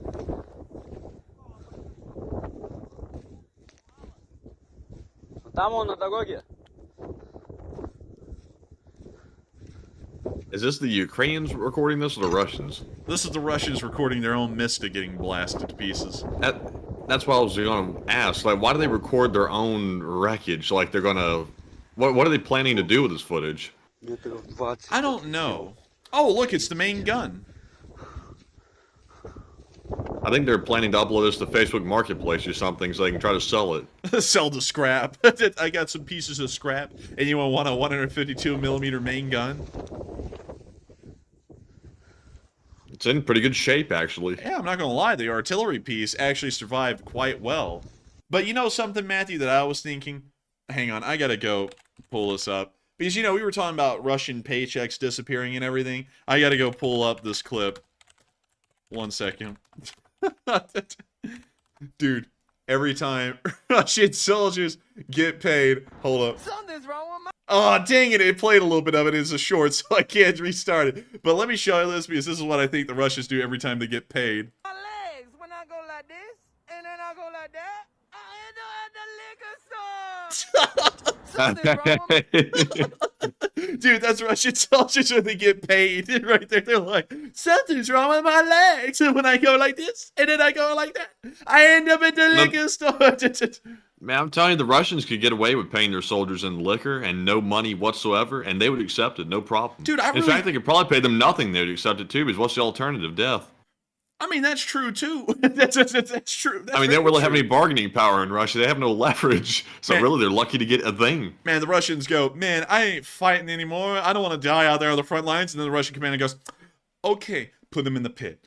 No! Man, you'll never hear a Russian say, give me liberty, give me death. It's like, well, it's death then. Go have it. It's death. You want it? It's yours, my friend. But anyways, moving on from the Southern Front news, because, you know, the Southern Front isn't as active as it used to be. But, you know, there's still stuff going on down there, here and there. You know, it is what it is. I wanted to really quickly take a moment to talk about the North Koreans. Because many of y'all know the last time we were on air, the North Koreans were kind of a big thing that we were talking about before we left. Luckily, no major war has really broken out since then. And things are just tense, but they're not going badly. However, we are hearing that the North Koreans are, you know, talking their crap, talking that schmack. And, you know, some people are saying that, you know, there should be a Ukrainian response to what the North Koreans are doing, providing ammo to the Russians, because that's how the North Koreans are trying to bankroll themselves a little bit, so that way they can try and keep their minimal operations inside their country running. Now, a lot of y'all have been asked, you know, should Ukraine respond to what the North Koreans are doing? Should they kind of, you know, also join the rest of the world in condemnation to the North Koreans, not just for what they're doing to Ukraine, but also what they're doing in destabilizing the East Asian area? And a lot of y'all have had a lot of input on that. A lot of y'all have had some really interesting takes as well that I've seen. And Matthew, what in the world are people saying about that? So far, 45% of the people are saying persuade the West to give more ammo, 30% said persuade the West to act on North Korea. 21% said nothing can really be done. And 4% said unsure.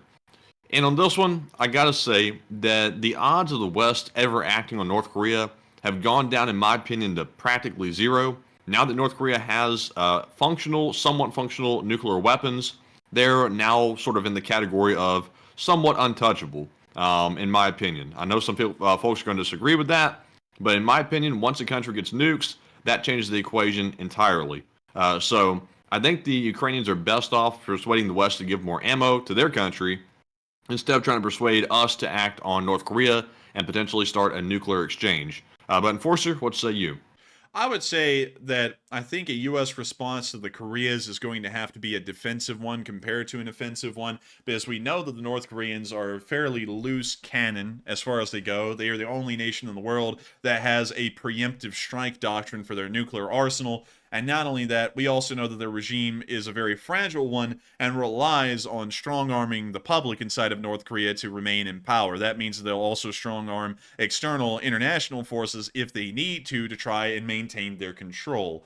Because of this, I have a feeling we're going to have to wait for the North Koreans to do something before we see a U.S. response. That's most likely going to be the way things go.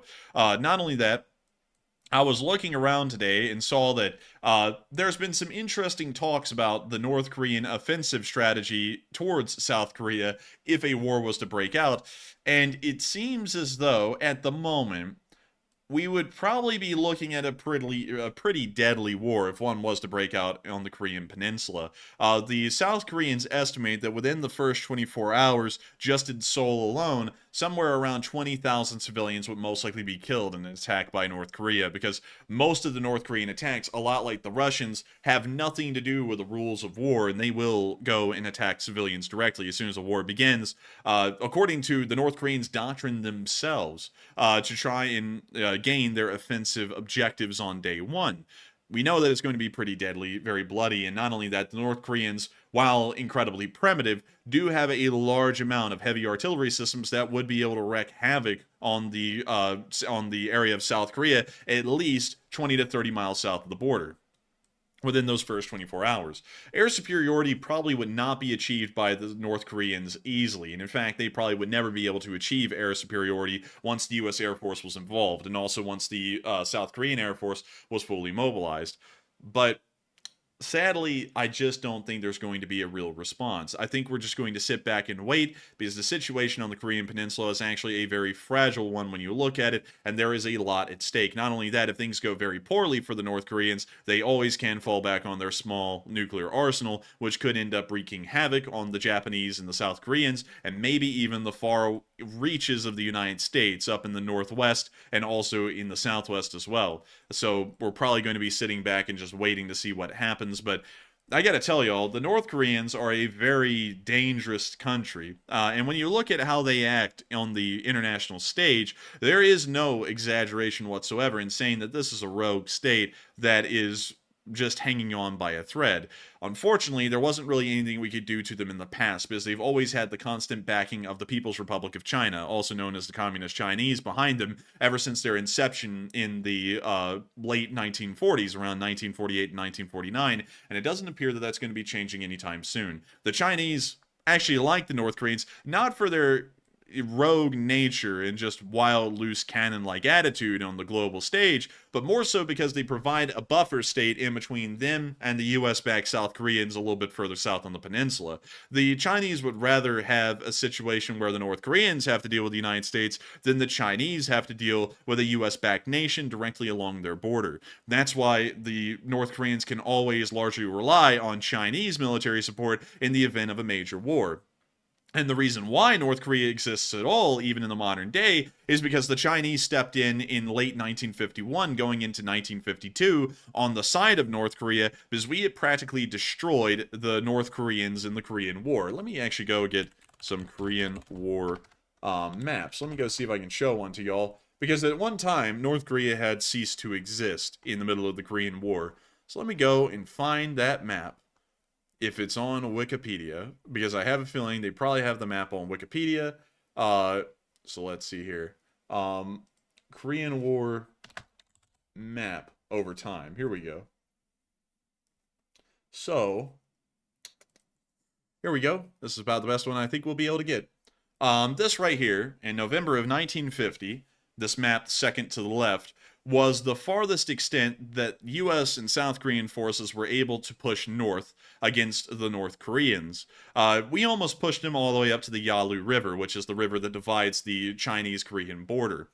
But by this point, Mao Zedong, who was the premier of China, started to realize that a US-backed nation bordering China would probably not be a good thing for the Chinese going on into the long term. And that's when the Chinese actually joined into the war directly against the United States and South Korea and started to fight us on the battlefield. So if you're ever wondering, how did that go? You know, how would a war in between China and the United States go? It actually did happen in the Korean War, and we ended up not doing that badly. We ended up causing a heavy amount of casualties to the Chinese, but the Chinese, with the large population they even had at the time, just literally used human waves until they overran US positions and forced us to retreat, including the South Koreans. They pushed us all the way back out of Seoul by 1951, and then we pushed them even further north in some counteroffensives, and then we ended up with a border that we see today. This border right here is the exact border that was seen when the peace agreement was signed with the United States, North Korea, and China. South Korea never officially signed a peace treaty with North Korea, and neither did North Korea sign one with South Korea. And so to this day, they are officially at war because there was no official end to hostilities in between those two countries. But the United States is not at war with the North Koreans, neither are the Chinese at war with the United States. So that's kind of the situation diplomatically that we have at the moment in the area. And that's why North Korea exists at all, is because of Chinese involvement.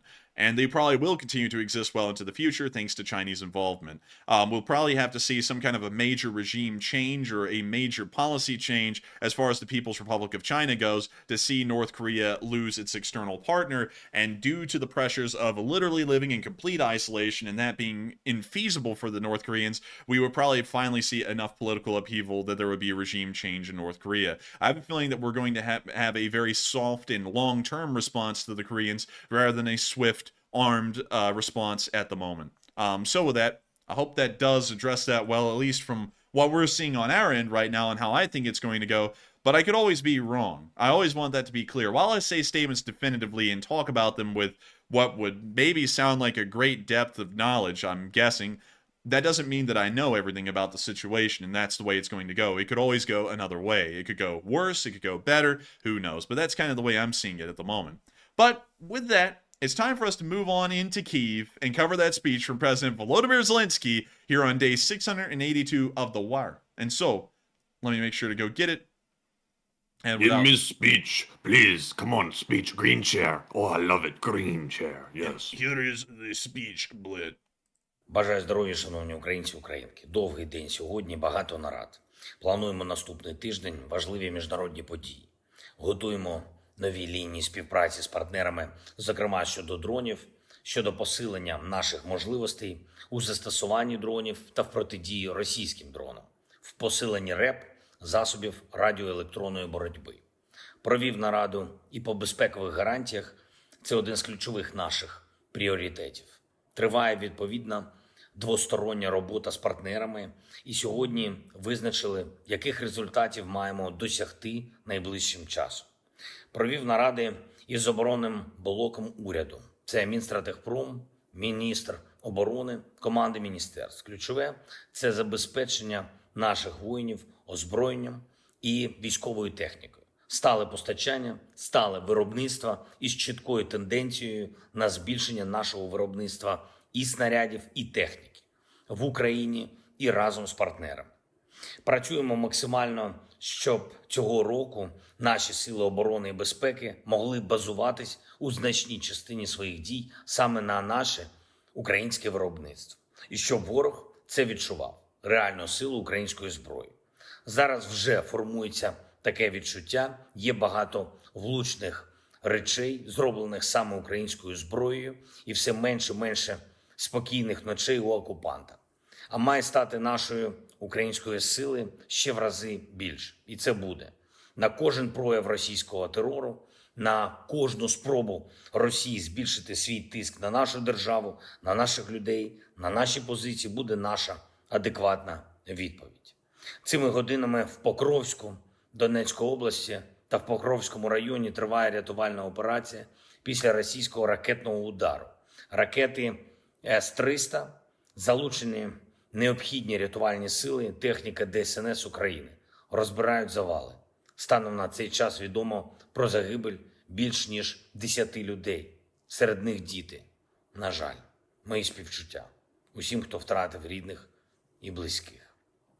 Удар росіян був просто по звичайній житловій забудові, по приватних будинках. Усім пораненим надається необхідна допомога. І Росія повинна відчувати завжди. Відчувати, що жоден із таких ударів без наслідків для держави-терориста не минеться. Ми маємо це забезпечити нашою силою, власними оборонними та політичними спроможностями. Ще одне. Я хочу, як і завжди, відзначити наших воїнів на передовій. Кожного і кожну, хто на бойових постах, бойових завданнях, хто зараз воює. Усіх, хто допомагає, волонтерить, тренує, усіх, хто працює, щоб врятувати кожного пораненого. Усім максимальна вдячність і особливо відзначу сьогодні українських прикордонників, які разом з усіма воїнами Сил оборони і безпеки б'ються на фронті та захищають нашу державу, нашу незалежність. І які проявили себе надзвичайно ефективно саме цими тижнями. І перед Новим роком, і зараз. Харківський та Краматорський прикордонні загони. Дякую вам, воїни, за вашу міцність. Зокрема, штаб-сержант Валерій Бугор та капітан Іван Таран, бої на Бахмутському напрямку, Мар'їнський напрямок, Житомирський прикордонний загін, зокрема, старший сержант Олексій Шлапаков. Дякую за відвагу і влучність. Воїни бригади «Сталевий кордон», Куп'янський напрямок. Дуже інтенсивні бої і дуже важливі результати у наших хлопців. Солдат Михайло Савченко, молодший сержант Богдан Качковський та старший сержант Євген Гладков. Молодці. Слава усім, хто б'ється, слава усім, хто додає свої сили до сили нашої держави. Слава Україні! And Herom Slava. And with that is the end of the speech from President Zelenskyy here on this day of the war. And that begins the next segment of this news. And that's when we get to talk to all of y'all. Yay! So, Matthew, what do we got? So let's get to talking. Our first poll question here says, is it better to allow a rogue state to develop nukes or prevent it and risk a preemptive war? 66% said prevent it and risk a preemptive war. 24% said it's highly situation dependent. 7% said unsure. And 3% said don't prevent and deal with it later. And specifically, the question asked about a rogue state. And in my opinion, it's always better to prevent it and risk a preemptive war, because once a rogue nation gets those nukes, they become basically untouchable unless we're willing to basically start a nuclear exchange, which is the worst case scenario possible. And in my opinion, we should avoid that at all costs. And, you know, we shouldn't have really allowed North Korea to develop nukes on their own. And even if they received outside help to make the nukes, we should have done everything in our power to stop that from happening. And I know we've done some things back in the day to sort of hamper them and stuff like that, but I don't think it was enough, because clearly they were able to develop them anyway, and we didn't do enough to stop it. So now we're in the pickle that we're in today, and there's really nothing we can do to North Korea, and they can sit there and endlessly threaten to kill everyone in the world, and we can't really do a thing about it. So that's why we need to prevent nukes from proliferating in the Middle East as well. And we don't need to let them spread because that leads to bad things. And I think we're already making that mistake right now with Iran. But Enforcer, what say you? I would say that I think that we should conduct preemptive wars to stop nuclear proliferation. Nuclear proliferation is in violation of non-nuclear proliferation treaties. To say that word like 5 times in 5 seconds. And not only that, it is continuing to destabilize the world. I don't think every nation should have nukes, and I think that the nations that currently possess nukes in line with the treaties should start to greatly limit their arsenals down to very small sizes. Less than 100 would be the maximum. I would have to say, it always sounds like a warmongering thing to say that we should conduct wars preemptively to stop things from happening in the future. But at the same time, it's either deal with the problem now or deal with the problem later, and it's far worse, and it's going to cost many more lives. We can see that in the case of World War II. if everyone had just stepped in when the Germans Anschlussed Austria, and we saw that the Austrians were put under some very heavy political duress to let that happen. And we also saw that the Germans then annexed all of the Czech Republic and then created a puppet state out of Slovakia after they were able to get the Sudetenland under I believe it was like the Treaty of Munich. We should have stepped in then. The world should have stepped in and stopped that from happening. But instead, people always sit idly by because it's the easier thing to do to be lazy and go, you know what? We don't want to start a war. Let's just try and let things smooth over. But nothing's going to smooth over, especially with nations we see that have bad interests. The North Koreans should have never been allowed to have nuclear weapons. The North Koreans, as far as I'm concerned, should have never been allowed to survive. Even if it meant that we had to go to the war with the People's Republic of China during the Korean War, I think it would have been a prudent move to ensure that North Korea never existed. It's one thing for a large nation like China to have nuclear weapons, and while it's a country that's our rival, it's a more stable country, and it's more so better for them to have nuclear weapons than it would be for a rogue state like North Korea, and it only exists as a buffer state. It's just not a smart idea. And that's why I think, you know, kind of hopping from Korea, because we can't really change the situation with Korea now. It is what it is, but I think we should learn from that, and I think we should conduct a preemptive war or preemptive strikes against Iran to ensure that they are also not able to possess nuclear weapons in violation of non-proliferation treaties. It is a blatant security threat to the world. It's a blatant threat to Western control over the Middle East and also stability within the region as well. It also causes a lot more headache for us diplomatically because they're going to force our hand to the negotiating table every time we do something in the Middle East, because then they're going to threaten the use of nuclear arms. It's just not good. And I think that we certainly need to make sure that something like this cannot happen in the future. Now, some people are going to say, but you're going to throw American lives away in the Middle East. American lives are not thrown away in the Middle East. A lot of people, for some reason, look at Iraq as a failure, but it wasn't. We installed a government in Iraq that still exists to this day, and it is largely not leaning in the ways it used to back in the day. If you notice, where does Iraq get its weapons from now? It doesn't get it from the Soviet Union. It doesn't get it from the Russian Federation. It gets it from the United States. That's a pretty good ally right there. Not only that, we started to have control over Iraqi oil. And of course, that's a joke that whenever oil shows up anywhere, America gets involved. But it's not a joke, it's true, and it's for an important reason. If we control the oil-producing countries of the Middle East, we get first dibs on the oil they produce. Other countries don't.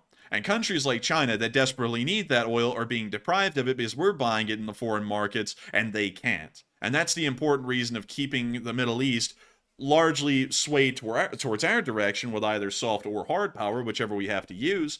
And that's why we want to make sure that countries like these do not sway the other way, because it could end up improving their lot in life, improving their economic output, and then they could end up usurping the United States sovereign, well, not sovereignty, but more so control over the Western Hemisphere and over our rivals around the world. That's something important to do. And if we can't do that because Iran gets nuclear weapons, we're going to be in a bind. The next 20 to 30 years are pretty much going to be focused solely on what happens in the Middle East in a sort of periphery in a way. That's why the Ukraine war is being fought, because the Russians want control of Crimea and the port of Sevastopol, so the Black Sea Fleet can steam out whenever they need to, go into the Eastern Mediterranean and force our hand diplomatically into giving the Russians and the Chinese concessions.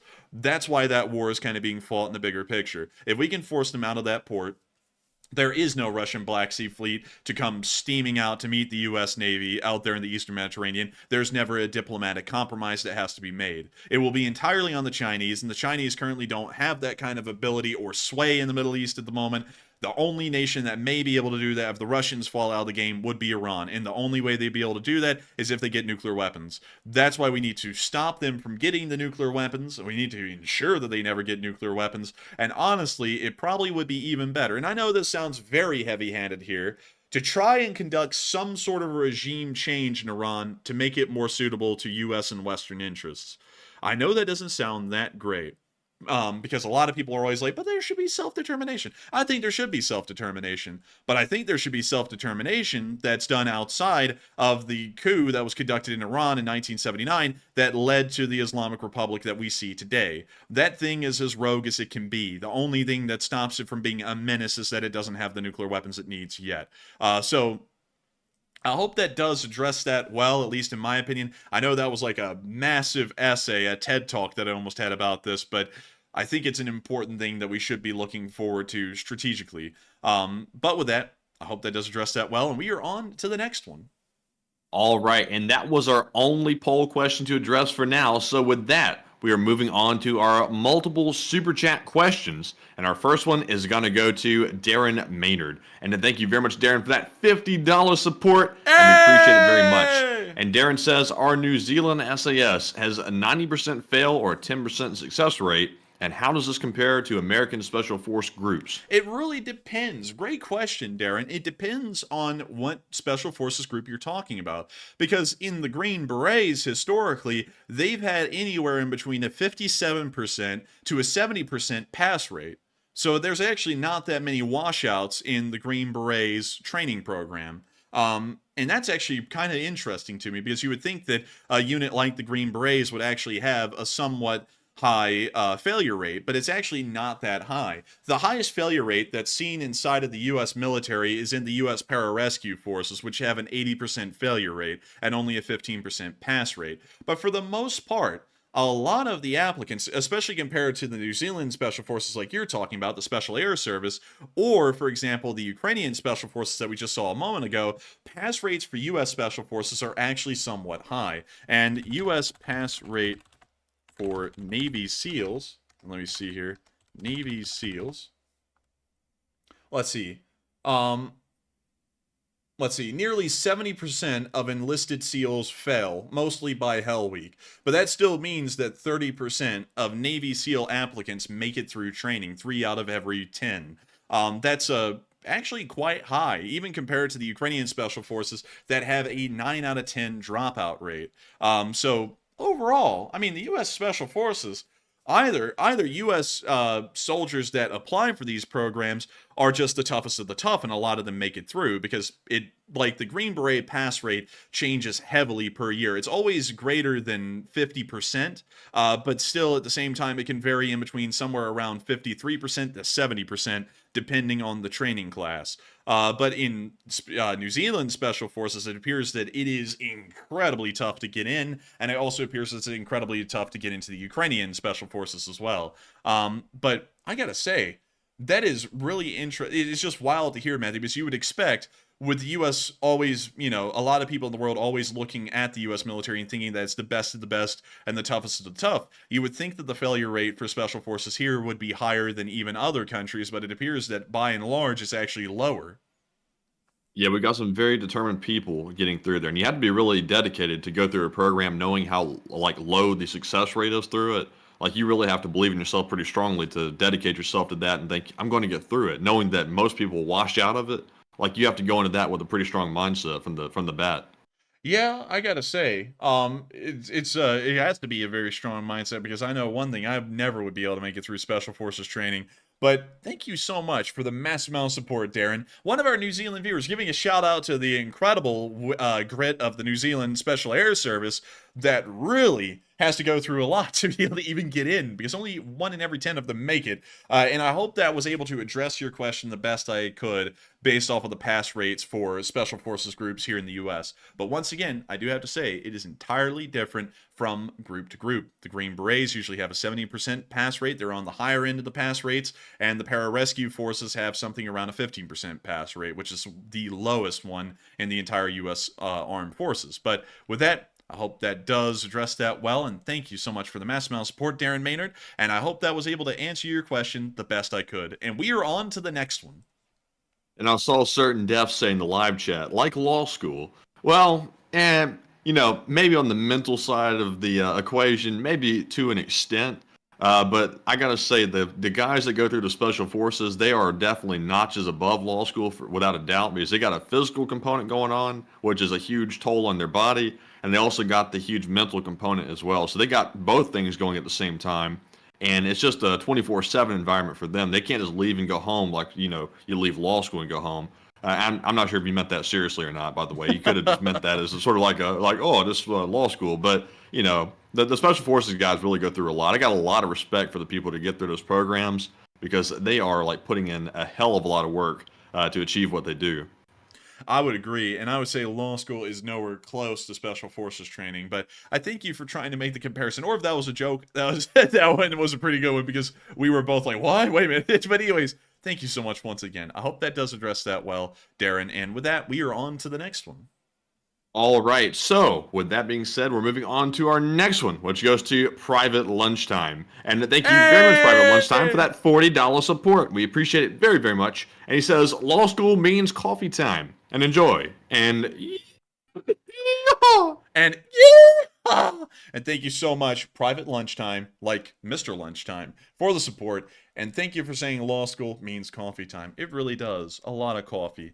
And it also means going to sit in the most uncomfortable chairs you could ever imagine. I don't know what it is about the chairs at the law school, but they truly pick the most uncomfortable chairs you could ever sit in. I don't know why. I don't know how, but they did. And they need to change them now, immediately. And what's even crazier to us is that we did the math, because like our law school, oddly enough, is not renovated. It's from like the 1950s, and also everything in it seems to like be in somewhat disrepair a little bit. I'm not even going to kid around. And I did the math. In the law school itself, it makes something like $15 million gross just off of everyone's tuition that's going at any given time annually. Well, actually not annually. I think it's literally just per semester. And I'm sitting here and I'm thinking, when I was in law school last semester, I was like, they're making $15 million a semester before you have to pay salary and everything to everyone working there, but that can't be much. You know, after everything, there has to be something like $7 million, I would assume, left over as profit for the university. And it's like, how can they not update basic things? Like in the library last semester, they were talking about, oh yeah, the chairs, you know, they're in rough shape. Don't worry, y'all. We're going to reupholster at least half of them because we finally found some budget for that. And I'm like, what the hell? Like, budget for that? Y'all at least clear millions of dollars. How can you not reupholster all the chairs? These things look like they've been eaten by the dogs. But with that, I hope that does address that well, because beyond that, law school does mean coffee time, because you got to sit in those uncomfortable chairs. You got to sit in the ones that have not been reupholstered somehow. And of course, I got to thank you for all of the support that you've given in helping this channel to keep on running, Private Lunchtime. And if it wasn't for folks like you, we would not be able to keep this channel running. We wouldn't be able to drink our coffees, and we wouldn't be able to get to law school, so that way we could get on home and then try and read and also run this show too. And so with that, we will make sure to enjoy and yee-haw. And also, one more thing. I see some people talking about taxes and stuff like that. I think colleges get tax breaks, I believe, if I'm correct, Matthew. I'm not really sure about that. Considering this is a private one that we're dealing with here, that might not be the case. They might get some kind of break or something, but I think that's mainly for the state-sponsored schools, I think. Yeah, maybe. I was sitting there thinking about it. I was like, maybe that's where most of the money's going to taxes. But with that, hope that does address that quite well. And also, Alabama Cajun said, your law school has to pay for that expensive coach. And that's one thing that we kind of have seen a little bit, you know, not like just dogging on the university, but our law school isn't being updated. But at the same time, they're building like this massive recreation center on the other side of the university for the undergrads. That's got to be one of the biggest buildings on campus. It's going to have like some crazy stuff in it, like a gaming room and everything. And I'm like, should we be focusing on that, or should we be focusing on updating the law school, or at least giving us some comfortable chairs? And I would honestly dedicate it towards the creature comforts thing when actually learning, instead of just kind of hanging out at the college like it's some kind of a club. But with that, I hope that does address that well, at least in my opinion. And with that, we are on to the next one. And also, by the way, shout out to Melinda for signing up for our Patreon literally right now. I'm sure she's watching the stream, so thank you very much for signing up. And also, like I say all the time, enjoy the nice gun collection of photos over there. Very, very nice. And with that being said, we're moving on to our next super chat, which goes to Marion Deemert, who throws in a $30 donation. And thank you very much, Marion, as always, for that very generous support. And she says, you do you, and disregard the trolls. We love you guys, and slava Ukraine. And thank you so much for the support, Marion Deemert. And thank you for telling us to disregard the trolls. At this point, I could just care less. Like back in the day, you know, I'm sure you've seen an evolution in that kind of a mindset. Back in the day, we used to actually care a little bit. But nowadays, I just can't be bothered to care. It's like I got enough going on in life to really, care about what some random loser on the internet is going to wander into our chat and say. It's like, boo-hoo, sorry your life sucks, but I got a lot going on right now. I gotta keep focusing and doing what I need to do. So we're just disregarding them. Hell, we're disregarding the big ones too, the ones that actually run YouTube channels, because it seems as though I think people are starting to catch on. The one in particular is just such a sad loser. He's out attacking everyone he can that breeds at the moment. So I don't even think people are taking a lot of stock in what that guy's even saying anymore, to be honest. So, it's like, who cares? We're still doing our thing. And we're not having to sell hot dogs either. So I'm fine with that. So, of course, I've got to thank you so much, Marion Deemer. We love you too. We love everyone who watches the channel and, supports us and backs us up and says kind things, because y'all are the Lee Spring Army, and we couldn't exist without the Lee Spring Army, and the Lee Spring Army couldn't exist without us. It's a very mutual relationship, and I got to thank you so much once again for being a part of that amazing Lee Spring Army. And not only that, Slava Ukraini! And thank you so much once again, Marion, for being one of those old guards and a legend here in the channel and always helping us to keep this thing rolling. And so with that, thank you once again, and we are on to the next one. You know what really makes me cringe? Because I just went and looked. It makes me cringe when someone thinks that they're like the universal police of truth.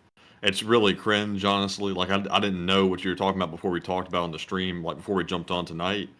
Oh, jeez. Like, I'm not going to mention the guy's name, but good God. Now, like, cringe to the max. Seriously, cringe to the max. Now, I will say this. I actually told Matthew before we were on air tonight, I was like, you wouldn't believe it, because I actually got told over Discord by one of y'all, and we're going to say anonymous viewer, that apparently this guy has decided, because he didn't get a rise out of us this time, to just go and attack some other guy who also runs a YouTube channel to try and get a rise out of him. And so I told Matthew, I was like, look, you wouldn't believe it, man. He just went and attacked someone after he got no answer from us, and no one cared about what he was doing to us again.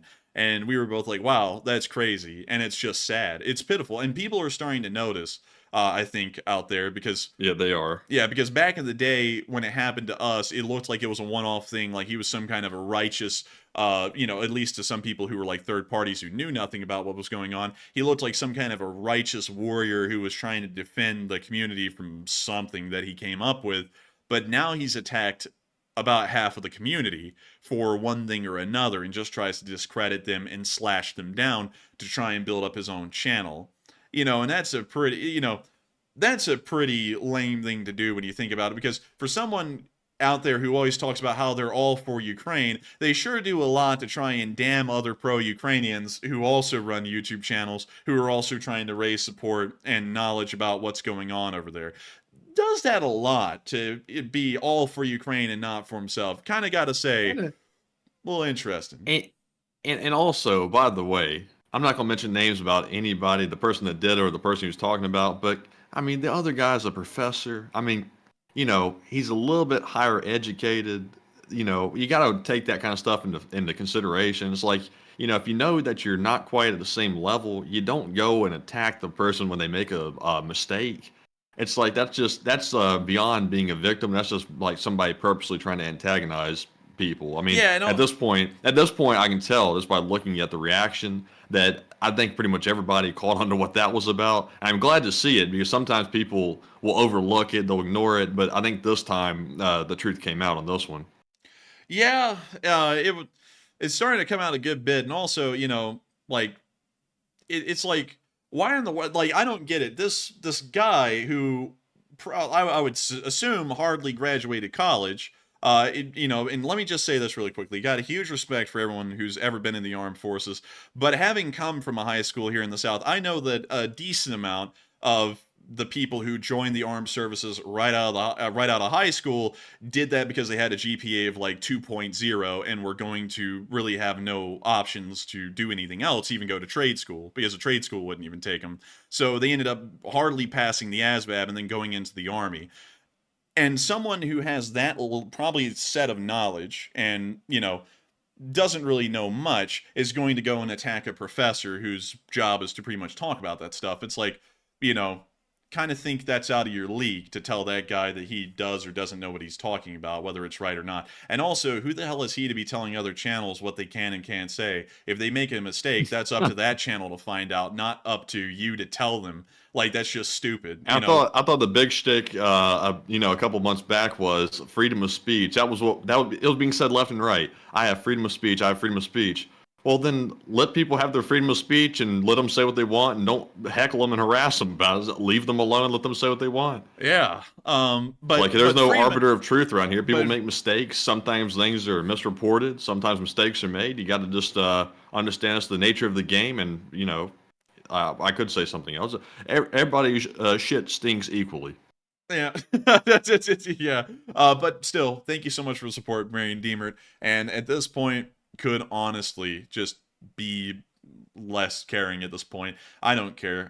We're running this channel. Everyone's still watching. Everyone's still enjoying our channel a great deal.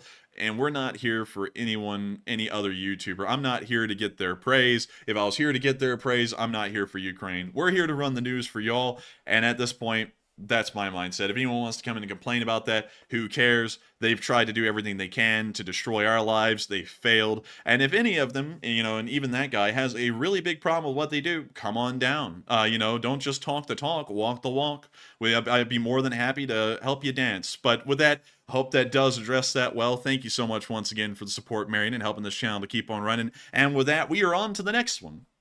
And our next super chat is going to go to Herberg, who throws in a $20 donation. And thank you very much, Herberg, for that support. And he said, thank you, with the face, with the hearts and the eyes. Thank you. But still, thank you so much for the support and helping the channel to keep on running. And thank you for making this channel possible. You were actually the first super chat of the night, Herberg, and I got to thank you so much for throwing in the first bit of support that we were able to get tonight to keep the channel running. And I got to thank you so much for appreciating the channel that greatly. I'd also like to thank you for being up at the break of dawn over there, because you're from Norway, and it was like 3 in the morning. I think it was actually more like 4 in the morning when you sent that in. But truly, just amazing. I gotta say, thank you so much once again for the support and helping this channel to keep on running. And thank you for being a part of this Lee Spring Army. And so with that, we're on to the next one. All right, and our next one is going to go to Sick Lid. He throws in a $50 donation and says, please don't shame us high school dropouts. He said, my baby mama said the same. And look, seriously speaking, though, like I'm not making that comment to disparage anyone who only has the high school education. There's nothing wrong with that whatsoever. Like I said a few nights back, you can get a nice trades job with a high school diploma and make more than some attorneys make out there if you're really good at it. But the only thing I'm saying is, for example, with me, I'm in law school right now, and if someone who has a PhD in something and is considered the authority in an area, or they have more education than me, says something on a topic they know about and an expert on, I'm going to pretty much always defer to their knowledge on the matter versus me trying to pretend like, oh, I know more than you, stuff like that. I'll hear them out with a little bit more deference than, somebody that's a little bit less educated. That's not a knock. That's just the way it is. That's why I spent so many years getting that PhD education, to be able to have the knowledge to make a better informed conclusion than other folks, at least in theory, most of the time. So, no knock to anyone at any level of education. Just you just got to take everything in context. And I don't want to shame anyone either, by the way. Thank you for the support, Sicklid. But I would not shame many people for like dropping out of college or dropping out of law school or anything, because sometimes it's just not for folks. But I wouldn't really want to shame high school dropouts either. But I will say this. I will make an exception to that. I will shame people who dropped out of our high school, because I know what that was like, and you could literally go in and put no effort in and wing it and still come out with B's. I don't know how it is for other schools though, because some schools out here in the United States are very tough, and it's hard to even make B's, much less A's. And then some other schools like ours, it was almost impossible to make anything below a B. So if you somehow had just dropped out of high school, it's like, how in the hell could you do that? You literally had to put in no effort to do that. But also another thing is that I never want to act like there is a hierarchy, because some people are really smart and have never had any actual formal education. There's people who only had a high school diploma and ended up making multi-billion dollar companies. And then there's also people who have PhDs and they end up doing nothing. there's also people who have PhDs who don't really know what they're talking about in their field, and then there's also people who have PhDs that are truly experts in the field. It's kind of a case-by-case basis thing, but largely, whenever you're at a certain level, like, you know, I'm not a lawyer, I have not passed the bar, so if I hear an attorney say something, I'm going to give it a little deference. I'm going to go, maybe that's true. I'm going to assume that what they're saying is probably right, because they have a lot more experience than I do. They actually went through law school, they passed the bar, and probably have a few years of experience under their belt. But, you know, to hear like some high school dropout say that something's illegal, you know, it's like, how do you know? It's like, you know, if it was that easy, then why in the world do I have to take 3 years of postgraduate education to be able to say whether something's legal or not? If it was that easy, anyone could be a lawyer, and, you know, that's not the case. That is one thing, though, that I will say, and that's why, like, you know, like with someone who is an actual professor, it's like, okay, I'll give them a lot more deference if they say something, because I'm sure they at least have some kind of knowledge to back that up, until proven otherwise. But, you know, if you're like some guy who was like a corporal who drove a truck, or, you know, like a private who drove a truck, it's like, do you really know how an army group is going to function in the field? I'd assume not. You probably know how the transmission works in your truck and how to shift the gears, but probably not more than that, because that's all you need to know. But with that, I hope that does address that well, Sicklet, because I wanted to make sure to clear that up. And also, pretty funny joke, because I can see that you put in the laughing faces. But nevertheless, thank you so much once again. I hope that does address that well. And also, Butchie777, that's another thing why sometimes it makes sense to drop out, because way back in the day, a lot of people in our family that were like, you know, our grandparents, brothers and sisters, I don't know what those were actually called. Like, I don't know what those are called in relation to us, but you know, they would drop out of school at like 8th and 9th grade, and they would end up working, you know, the fields, and they still ended up being very successful, having their own houses, living very comfortable lives. And, you know, and that's why you sounds can't... nice and peaceful, actually. yeah, working the fields, you know, that sounds like pretty nice from where we're at right now. But, you know, you can't knock people for doing that, because it made sense. And sometimes it makes sense for people. Like, why go through all of the education if your parents run a company and they're grooming you to run the company too, and you want to do that? You don't have to get all of these professional degrees.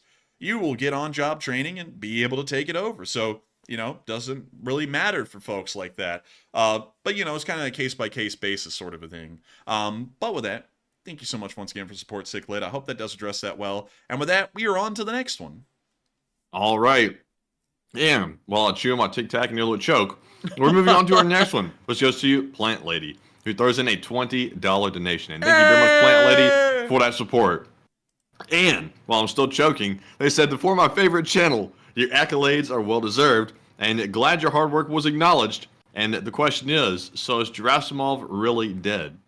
And thank you so much for saying that this is your favorite channel, Plant Lady. And also, thank you for saying the accolades are well-deserved, because I think the community really did deserve the accolades that it got from the Kyiv Post.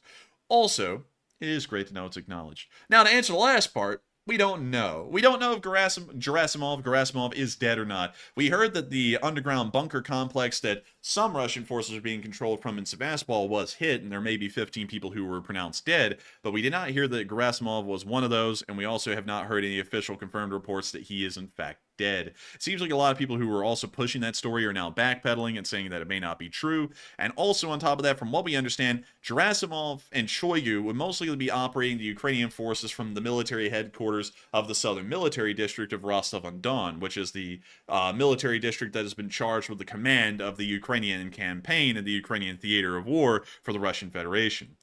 So with that, I hope that does address that well, and I thank you so much once again for support, Plant Lady, and helping this channel to keep on running. And with that, we are on to the next one. All right, and up next, we have 2 super chats from Doug. He throws in 2 $20 donations, and thank you very much, Doug, for that generous support. The first one says, I'm a newer member, but I love the show, and I listen while I'm at work, and it helps me get through the day. And show me that Marmite. And take a question from the live chat. Oh, I know what he's talking about. He wants that Marmot. He wants that. We about to hit him with that. Oh, hello there. Oh, hello there. Could I have a plum or a grape? Could you spare a little bit of something, please? Just a morsel. Oh, hello there. I went swimming in the Thames. It was nasty. But still, thank you so much, Doug, for being a new member and also supporting the channel and helping it to keep running. And also, thank you so much for giving us some kind words. We love to know that people are able to get through the day and also hear the news they need to hear through it. And also, I freaking love the marmot. I gotta tell y'all, I think the marmot is one of the best things that we've introduced to the show. Because it's so funny to just whip this stupid looking thing up on screen and go, oh, I know that. It's because I don't know why. It just really makes me filled with joy. And I gotta thank you so much for enjoying this thing, Doug. And also, being new. Because being a new viewer of the channel is oddly enough kind of common. Some of y'all may notice, because this is something that, you know, our haters love to bring up, is that our subscriber numbers are dropping, and they are dropping, like, I think, like, on average about 20 a day. But what's weird is that our streams, by the numbers, are gaining nearly 30 subscribers a day. The reason being is that we're not making videos anymore, so everyone who's subscribed to this channel for videos are unsubscribing because we're not making videos. Whoops, sorry, you know, busy, so, you know, if they don't like us not making videos and they're not big fans of streams, sadly, we don't really have much for them. But beyond that, it is always great to know that we're getting new viewers here on the stream, and it's always wonderful to see that folks do enjoy things like the marmot. Oh, I know that, and maybe that'll become a new unit emblem for, I don't know, maybe the Canadian part of the Leaf Spring Army in the future, because I know the honey badger is like the universal animal of the Leaf Spring Army, but we may come up with ones that are different for each nation, because I think that would be pretty cool. But with that, thank you so much once again, Doug, and we will make sure to take one from the chat. So what do we got, Matthew? All right, and the one from the chat is going to go to Viosta, who says, after the war, Ukraine may have a future in sending weathered veterans to conflicts, do you think? Yes, soldiers of fortune are very common. That's what they were called back in the day. Nowadays, they're called mercenaries, but mercenaries are a very common breed, especially when wars end. A lot of those Vietnam veterans from the United States actually ended up serving as mercenaries in former Rhodesia, now called Zimbabwe, in the Bush War, because that happened just literally at the end of the Vietnam War. A lot of these soldiers will probably go on to do other things outside of Ukraine. Probably go to fight in Syria, or maybe in Sudan. You never know. But I do think that there will be mercenaries and soldiers of fortune that come out of this war, because there always are soldiers that do that once a war ends. And so with that, I hope that does address that live chat well. Thank you once again for support, Doug, and helping the channel to keep on running. And with that, we are on to the next one. And Doug's second super chat says, why, hello there, and can I have some of those succulent plums? LSA, and take one from the live chat. That's it. Oh, hello there. Can I have a plum? But still, thank you so much once again, Doug. And yes, you can have one of those succulent plums. And also, thank you so much for being a member of the Leaf Spring Army. And also, we will take another one from the chat in your honor. And so, oh, hello there. What we got, Matthew? We got a plum. And this one goes to the Troll Police, who says, Enforcer, if the USA would have known how much of a troublesome state that North Korea would have become in the future, they would have continued the war till victory, eh? I don't know, because the reason why we ended the Korean War is because no matter how much pressure we would put on the Chinese and the Koreans at that point, we just couldn't really push them back. I don't know if we would have continued on that war, but I have a feeling that General MacArthur's proposition of just nuking the Yalu River probably would have been considered a little bit more than it was at the time, because when he proposed it at the time, Truman literally just removed him from his position immediately, instead of, you know, even giving it any consideration at all. Now I think they probably would have given it consideration back then, because nobody really had nuclear bombs, well, atomic bombs, except for the Soviets, and they had a very limited number at that time, and they probably wouldn't have responded in any serious, well, they may have responded in a serious way at that point, but who knows. But with that, I hope that does address that well, and thank you so much once again for the support and helping this channel to keep on running, Doug. And with that, we are on to the next one. And this one goes to Marlene Mercer, throws in their first ever super chat of the live stream. And thank you very much, Marlene, for choosing to support the Enforcer channel and help us keep putting out this news. And sadly, there's no comment to address, but it was a $50 donation, and we appreciate it very much. And Enforcer, what say you? And I gotta thank you, Marlene Mercer, for the support. And also, if you were trying to attach a comment to those, let us know in the live chat, because I noticed that you put in 2 identical super chats, and neither of them had a comment attached. So if you're trying to figure out how to add one, just throw one into the live chat and say, hey, I wasn't able to throw this in, but this is what I want to say, and we will make sure to circle back to it. But I got to thank you so much for the massive support. The first time you've ever supported this channel, and it is amazing support. And I gotta thank you for doing that. You're helping us to make this thing possible. You're helping us to be on air, and I cannot thank y'all enough for that. I do not kid around. We do make a living doing this. It is our job. And if we were not able to make a living doing this, we would not be able to do it. Because, you know, life's expensive. It costs money. But I do thank you once again for supporting this channel and helping us to keep this thing running. Because if it wasn't for folks like you, Marlene, we wouldn't be able to do this. And so with that, we are on to the next one. All right, and also I saw Marlene put a comment in the live chat, and they said, been here since September 2022, but have been going through treatments, so was not able to do much more than watch, and I love listening to you both and reading the conversations in the chats, and LSA. So Marlene has been around for a good minute. Marlene has been around for at least a year and 4 or 5 months. What a time you've been around, Marlene, and I gotta say, thank you for being here for so long, and also, I hope that the treatments have gone well, considering that you're now here and interacting a little. I'm guessing that they did go well, and I'm glad to hear that, if that's the case. And also, I thank you so much for saying that you love to listen to the channel and you love to see what everyone's doing in the chat, because everyone in the chat's a character, a real character. Oh, he's a devil for the drink, if y'all know what I'm talking about. Y'all, if that was meant as a good thing, by the way. I hope y'all get the reference. But anyways, I gotta thank you so much for being here, and also enjoying the channel and enjoying what we do. It means a lot, and I'm glad to know that we were able to accompany you while you were getting those treatments with it, hopefully a brighter side of the day by watching this channel and help you to pass the time. And I gotta thank you greatly for appreciating the channel and helping us to keep this thing running. And big thanks. Big thanks, massive thanks. But with that, I hope that does address that well, and we are on to the next one. And the next super chat is going to go to Justice Ryan, who puts in a $20 donation. And thank you very much, Justice, for that support. He says, I'm glad you came roaring back. Take no prisoners. Ha ha ha. Like the cable guy says, get her done. Oh, man. And I got to thank you for the support, Justice Ryan. And the cable man does say, get her done. And also, I got to say, thank you so much for enjoying that we came roaring back. And also, we do take no prisoners. The Hague wants to talk to us. Oh, but still, thank you so much once again, Justice Ryan, and thank you for enjoying us coming back. We always want to keep up the promise of making sure that we run this news until the war ends, and we will. And oh, buddy, I remember looking back because I made the post yesterday, and I saw someone say, "That's it, he's packing up, he's running," and it's like, why in the world? Like, why is it whenever we take a day off, there is always like one person out there like, "That's it, he's running for the border"? It's like, no, we're not. Like, we're just, you know, we got things going on. We're living lives, unlike that sad person. But nevertheless, I do thank you for the support, Justice Ryan, and thank you for helping this channel to keep on running. And with that, we're on to the next one. All right, and our next one goes to Aaron Shu, who throws in a $20 donation. And big thanks to Aaron as well, very much for that support. He says, I propose the marmot as the LSA animal, the marmot. And take a question from the live chat and LSA. All right. Oh, hello there. Hey. Oh, hello there. Devil. Can I have a plum? Oh, it's my tail looks wrong. Oh, hello there. But it's... You know, it's like the artist really didn't think about the background too much. He just started painting tan everywhere and said, that'll work. Dude, I don't even think that's tan. I literally think that's blank canvas back there. And then he got his hands wet when he was washing his hands and just sort of flung it all over the canvas. Oh, Matthew, we have to thank someone for canvas, by the way.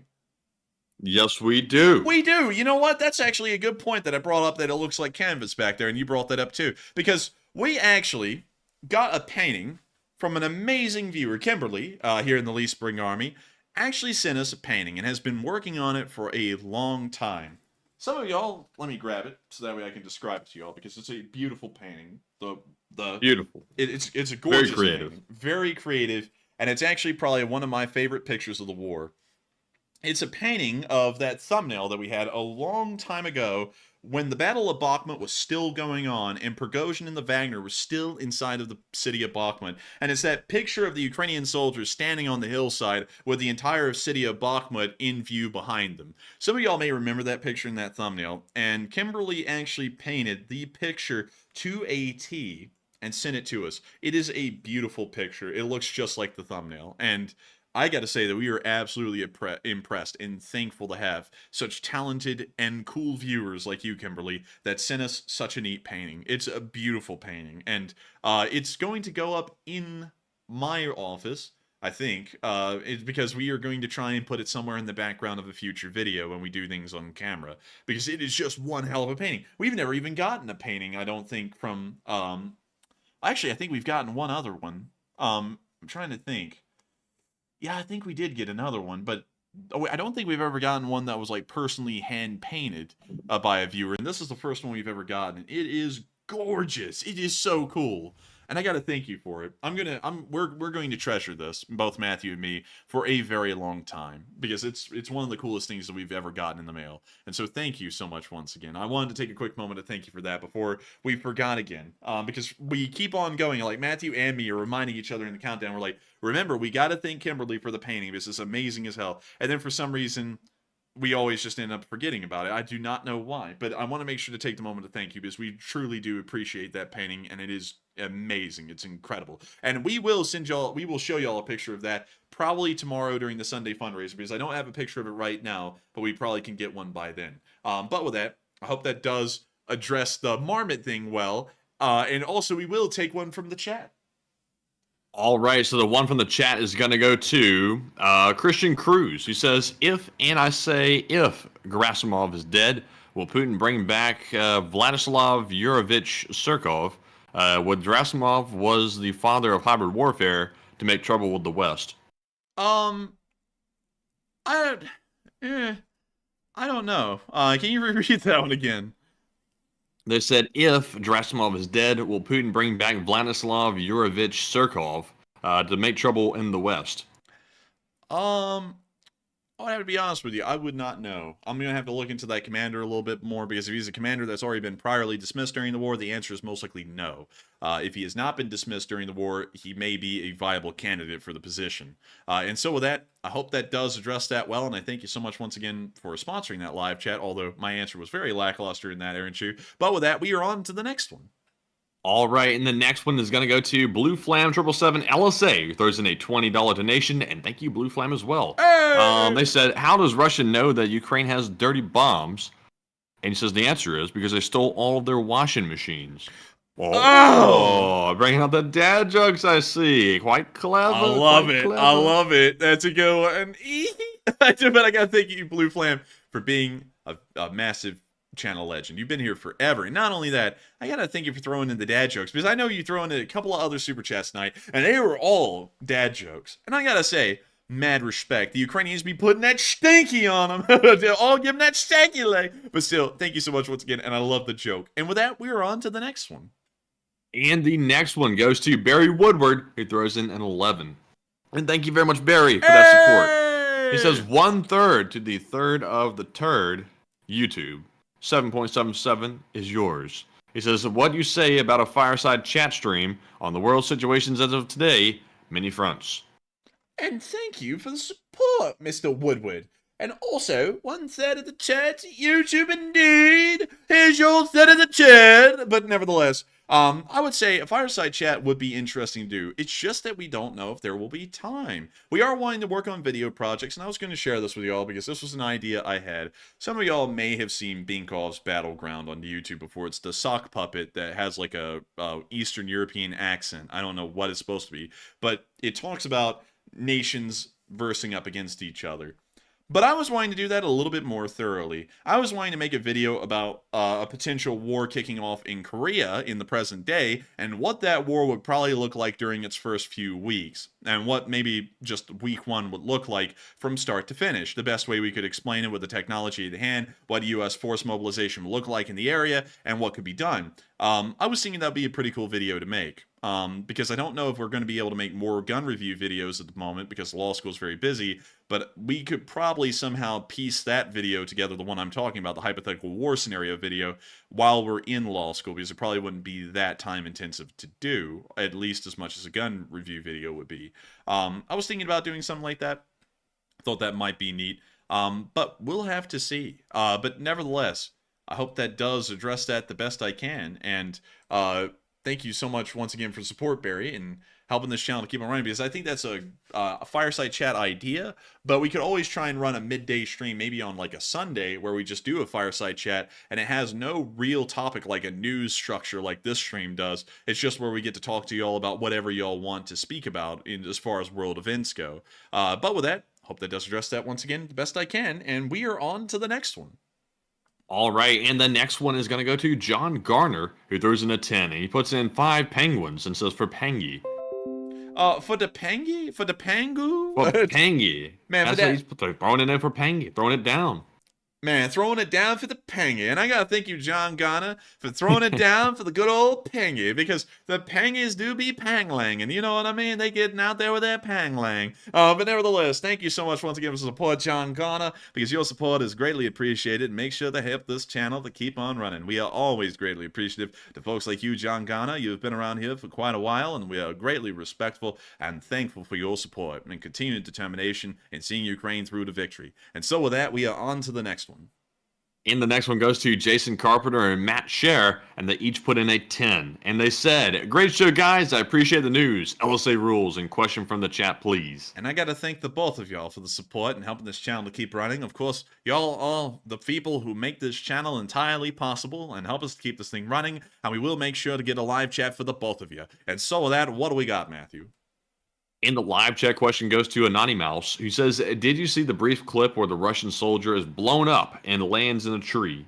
I have seen that clip, and I gotta say, the tinsel is looking very different in Ukraine this year. And so with that, I hope that does address that live chat fairly well. And thank you for sponsoring that. And with that, we are on to the second live chat. All right, and there actually is no second live chat. There was only one requested, but thank you, Jason and Matt, very much for that support. And the next one goes to Bernard Rubin, who puts in a 10 and says, what's the likelihood that some other general named Gerasimov got cooked while the Valery Gerasimov, he says, is filling own polls confusion? The likelihood of such a thing happening at the command post is likely very uncommon. I do not think that Gerasimov is a very common name inside of Russia, from my current understanding, and I'm very certain that there was not another general or colonel that would have been at that command post that was called Gerasimov to be killed. So I hope that does address that the best I can, and I do thank you for the support and helping this channel keep on running. But you know, a name that isn't really common out there? What's that? Hawking. Oh. Bring the midget to me. Whoa. But anyways, with that, we're on to the next one. And also, by the way, I see people mentioning that guy, the propagandist who ended up in Chechnya. I'm not sure if you saw that, Enforcer, but some guy who's been not Soloviev. It's his name's Ritter. And you know, I hadn't really said nothing about the guy, but I saw he showed up literally in Chechnya, at least according to what I saw on Twitter. Let me double check that. Wait a minute. What's his name? His name is Scott Ritter. Let's see here. Yeah, I saw it on Twitter earlier, and I don't know it myself for certain, but the people on Twitter are showing me a video of the guy apparently in Chechnya, and he's there speaking to the Chechens. So obviously not good. That's not very patriotic to do as an American or whatever. I think he's an American. Is he still an American, or has he renounced his citizenship? He is in fact an American, and oh my goodness, my fellow here, he's he's had some offenses. It appears that is that a conviction? Yes, he was. Oh my goodness, he was. That was a conviction, it looks like. That was a conviction. From what Wikipedia is saying, it looks like that, but you know, we'd have to double check for certain. Oh yeah, we'd have to double check for certain, but you know, I gotta tell you, you know, a good question is, was he on the island? Okay, that would be a good question to ask here, but nevertheless, he was a former officer in the United States Marine Corps. Very interesting indeed. And hell, I didn't know that little information right there on the top of the article. That eliminates all of his credibility right there. Going to Chechnya really didn't change anything. He already didn't have any. Yeah, I would say so. I would. Oh my goodness. It appears that they are very certain that he is a convicted little offender here. But I'd have to tell y'all, folks, I wouldn't really care about the guy that much. You know, because, yeah, he was a former Marine Corps officer, but he's also a diddler. So, you know, I wouldn't really take him to be like an upstanding guy you should be shocked about seeing in Chechnya. He's kind of one of the gang with that kind of a record, you know what I mean? But with that, I hope that does. Oh, I know that, but I hope that does address that quite well. And with that, we're on to the next one. All right. And also, real quick here, I want to double check something out of curiosity. Let's see.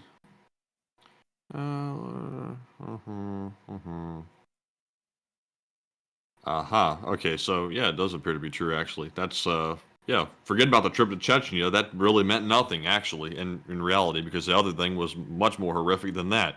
But anyways, moving on to our next super chat, we have a $10 donation from John Garner. And thank you very much, John, once again for that support. He says, you're all great, and thanks. And you're great, John. And I do thank you once again for the support and helping this channel to keep running, because it is folks like you who have made this entirely possible. And if it wasn't for you, we wouldn't be able to keep this thing running. And so thank you. And so with that, we're on to the next one. And the next one goes to Amex10 Speedy Bang Bang, who puts in a 10 as well. And thank you very much, Speedy, for that support. They said, live chat question and great discussions about supply chains in the last stream. And thank you so much for enjoying my discussion about supply chains. It's interesting stuff like that that really gets the blood boiling. And we will make sure to get a live chat as well. And thank you once again for supporting us. And Matthew, what do we got? The live chat goes to the old buzzard, who says, does Ukraine have any heavy lift helicopters to bring over heavier weapons and vehicles over the river? Oh, unfortunately, they really don't. I think the best thing they probably have is the Mi-8s, but those are more like medium transport helicopters. And also you have to consider that they would most likely be under anti-aircraft fire, or could easily come under anti-aircraft fire. And so using a helicopter like that to airlift heavier equipment underslung under the helicopter would probably be very difficult, and not only that, very dangerous as well. And so with that, I hope that does address that quite well. Thank you once again for the support, and with that, we are on to the next one. And also, by the way, gotta mention it because I just saw it come across my phone. Big shout out to Aaron Shu, who just joined the Patreon, as well as GOD420, who just joined the Patreon as well. We got a slew of people jumping in that Patreon tonight, and man, are they getting comfy in there. I see them. They're in there right now looking around at the gun pictures. I've just said it every time because I'm so proud of the gun pictures. But seriously, though, please do enjoy those gun pictures. They are quite nice. And also, thank you for joining the Patreon as well. And moving on to our next super chat question, we have one from Cersify, who throws in a 10 and does not leave a comment. And thank you very much, Cersify, for that support and helping to keep our channel running. And we also have a 10 from Neil Vizanant, who says, I'm going to have to turn in early tonight, but I wanted to say that Putin lost his dignity the day he met Chris's mother, and a couple other things. And you guys are doing great work, and keep it up. Keep it up. And I gotta thank you for the support and the kind words. And I also gotta thank you for throwing in some support before you turned in for the night. I hope you have a great night's sleep as well. You know, it would be greatly appreciated, you know what I mean? But also, I gotta say, thank you so much once again. And, you know, I would tell you that Chris's mom has undignified many people, many people around, especially at the bus station. Watch out, folks. You might be getting a one-way ticket to syphilis. But nevertheless, thank you so much once again for the support and helping this channel to keep on running, because it is folks like you who make it possible for us to riff on Chris's mother the way she be riffing down at the station, you know what I mean? And she's not riffing on a microphone, I'll tell you that. But nevertheless, thank you so much once again. I hope that does address that well, and we are on to the next one. And the next one goes to Darren Maynard, who puts in a 10 and says, my previous question was in regards to meeting the minimum entry requirements to get into the NZSAS, explaining due to upsetting someone. My bad. Slav Ukraine. And hey, Darren, it is okay. I thank you for the support. I knew what you were asking about, and I hope I answered that well. And also, Darren, I would never worry about offending people. I wouldn't, because people get so easily offended over everything. Like, you know, I sit there and say, oh, I qualified at 600 yards, sub-MOA, which means that all of the shots landed in less than a 6-inch diameter from each other, because an MOA at about 100 yards is almost an inch wide. It's a little bit over an inch wide. But anyways, people we have been in the comment section going, oh, well, that's not that impressive because that's 6 inches wide. It's like it's a 16.5-inch barrel shooting standard non-grade, like match-grade ammo. It's like, oh, man, I can hear a reverb. Hello? A reverb? Yeah, I could hear a reverb there, but it's like I'm shooting match-grade ammo with a 16.5-inch barrel. It's not exactly an M24 or an M14 or anything. So, you know, it's like, you know, I'm happy with it. I don't care if someone says it's easy or not. It was not easy until I did it, so I'm pretty happy with it. You know, and hey, I gotta say, listen, 6 inches, it's not that bad. It's not that bad. But beyond that, I would never. What are you talking about? Oh, nothing. I was talking about groupings. Oh. But beyond that, Darren, never clarify yourself to anyone, because people sometimes on the internet that get offended like that, you know, you never know. You never know. But with Now, make sure when you make a comment like the enforcer made, make sure to always clarify that. You don't want to leave that one hanging around. But with that, thank you so much once again for support and helping this channel to keep on running. I hope that does address that well, Darren, and never worry about offending anyone, because I understand what you mean. And with that, we are on to the next one. All right, and I see some people putting in the they're facing the watch. I said, oh, what do you say? What about inches? Nani? But anyways, moving on to our next super chat. We have a $10 donation from Blue Flam 777 once again, and thank you very much, Blue Flam, for that support. And he says, Ukraine has announced plans to open Chernobyl as a theme park. They say it's just like Disneyland, except the 6-foot mouse is real. It's real. Man, that rat comes up to you, and instead of going, oh, well, hi there, it goes, you have cheese. You go, no. Man. And they don't even have to worry about any copyright issues anymore, so I think the copyright expired in Old Mouse. Oh, no, that was just Steamboat Willie. That was not Mickey. So Steamboat Willie. Yeah, Steamboat Willie. That's why all the Steamboat Willie crap's been coming out, if you've seen it. Oh. You know. Okay. I got you. Man, when Steamboat Willie gives you a wet willy, what the hell is that? Like, I don't even know what it'd be called. But anyways. When he does what? You know, gives you Man, a wet... you're wilding tonight. Gives you a wet willy, you know, and you, like, lick your thumb and you stick it in someone's ear. What's wrong with you tonight, man? Are you okay? Are you good, homie? Steamboat Willie gives you the wet willy, man. Oh, man. Watch out for Steamboat Willie. He was also on the flight logs to the island. But anyways, beyond that, I do thank you for the support, Blue Flam 777. And also, I like the joke. I respect it. Mad respect. And so with that, thank you so much once again. And also, speaking of rats, but anyways, with that, we're on to the next one. And the next one goes to Blue Flam 777 once again, who throws in a 10 this time also. And thank you once again. And he said, a Russian man is called up to fight in Ukraine. They said, Ivan, you've been mobilized. Report to the front line. And he said, but I haven't got any legs. And he said, that's fine.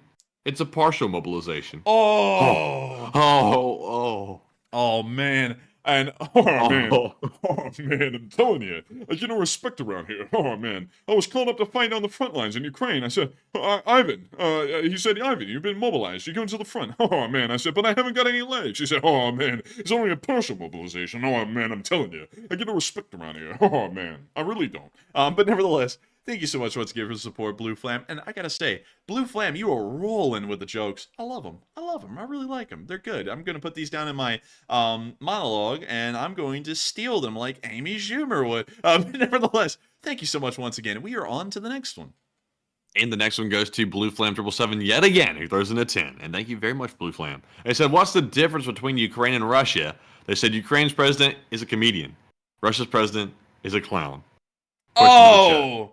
And Chris's mom is, she's made up to look like a clown. But nevertheless, thank you so much once again for the support, Blue Flam. Legend! And thank you for another good joke. And so with that, I hope that does address that well. And with that, we're on to the next one. And the live chat question is going to Melody Francis. He says, have you guys read about NATO buying a 1,000 Patriot missiles?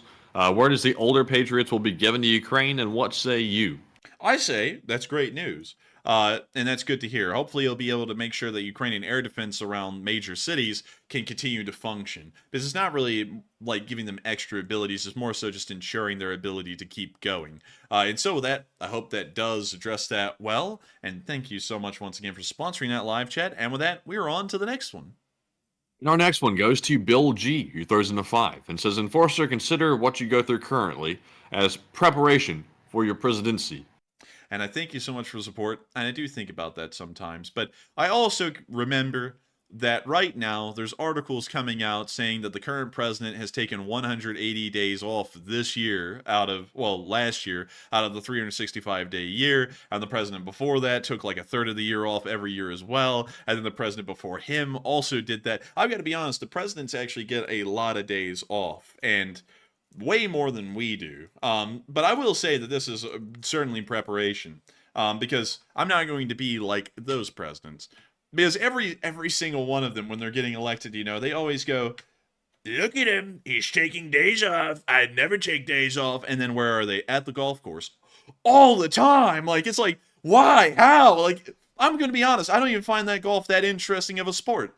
Like, I hate to say it. Like, I know some people love golf, but I don't know. I'm not really a big fan. And, I'm like, I can't spend, half the year on a golf course. It would drive me insane. I'd feel like I'd do a lot better just sitting around in the office, That's my honest opinion. But with that, I hope that addresses that the best I can, because this certainly will be preparation for what my presidency will look like. And so with that, thank you so much once again, and we are on to the next one. And next up, we're moving on to our last slew of live chat questions, super chat questions, actually. And this one goes to Doug and also Halligan218. They each put in a $1 donation, and thank you both, Halligan and Doug, for that support and helping to keep this whole operation afloat. And the next one goes to LSA Sergeant Figment, who puts in a 2 and says, I wanted to say hello before I head to bed early. LSA, and good night to you, LSA Sarge. And good night to you, LSA Sergeant Figment. And I hope you have a nice night and a good night's sleep, you know what I mean? Sleep well. But still, thank you once again. And Matthew, I think that rounded out our super chats. It rounded it out nice and evenly. All right, well, with that, I guess we're moving on into them live chats. But of course, due to time constraints, sadly, we'll only be able to get 3 outside the Morse code message. And so, Matthew, what did the Morse code deciphers get tonight? The Morse code deciphers tonight were Cliff Simonson, Mark Hodges, Earl Bernew, Paul Schultz, Kevin J, Rumpelstiltskin, Toxic Bananas, Tightlines LSO, and David Millsaps. The whole roster, the whole kit and caboodle. And they said, Enforcer, good evening, gents. And this evening's CW message as follows. Ukraine keeps pushing and will retake Crimea. Long live the LSA, and Slava Ukraine. And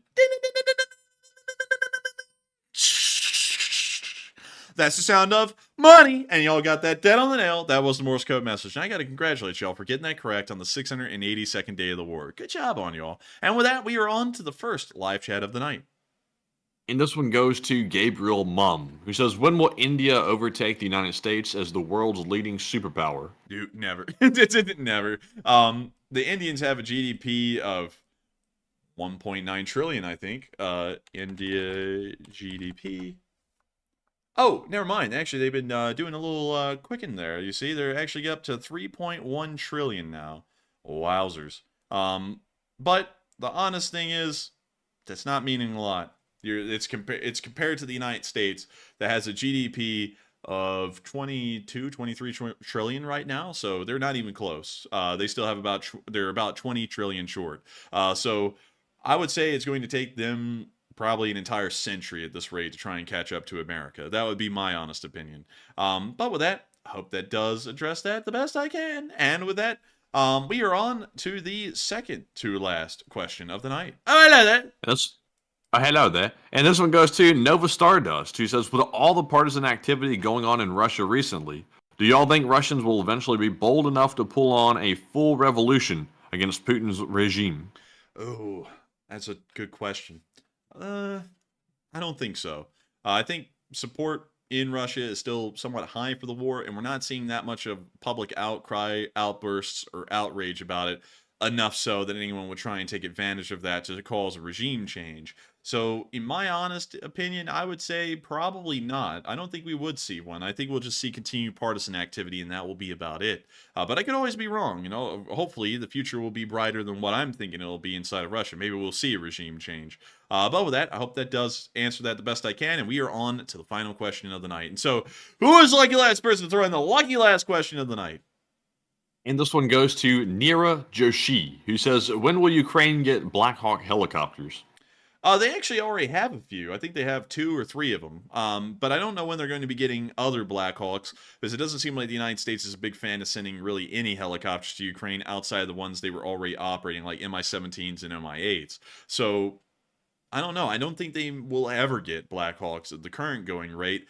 But, much like a lot of people said they would never get Abrams and F-16s, I could be wrong, and Black Hawks could only be a matter of time coming around the corner.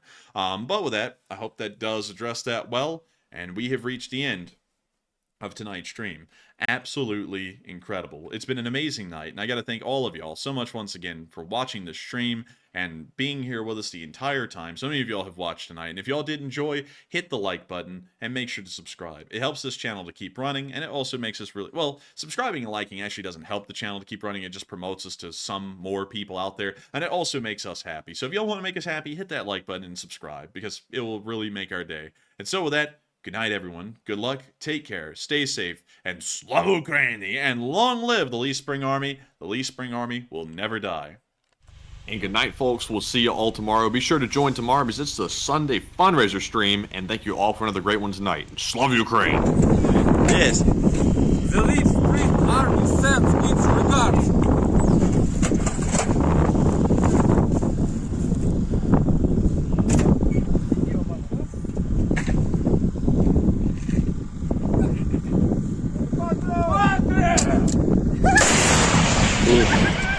Русский военный корабль. Предлагаю сложить оружие и сдаться. Русский военный корабль, иди нахуй.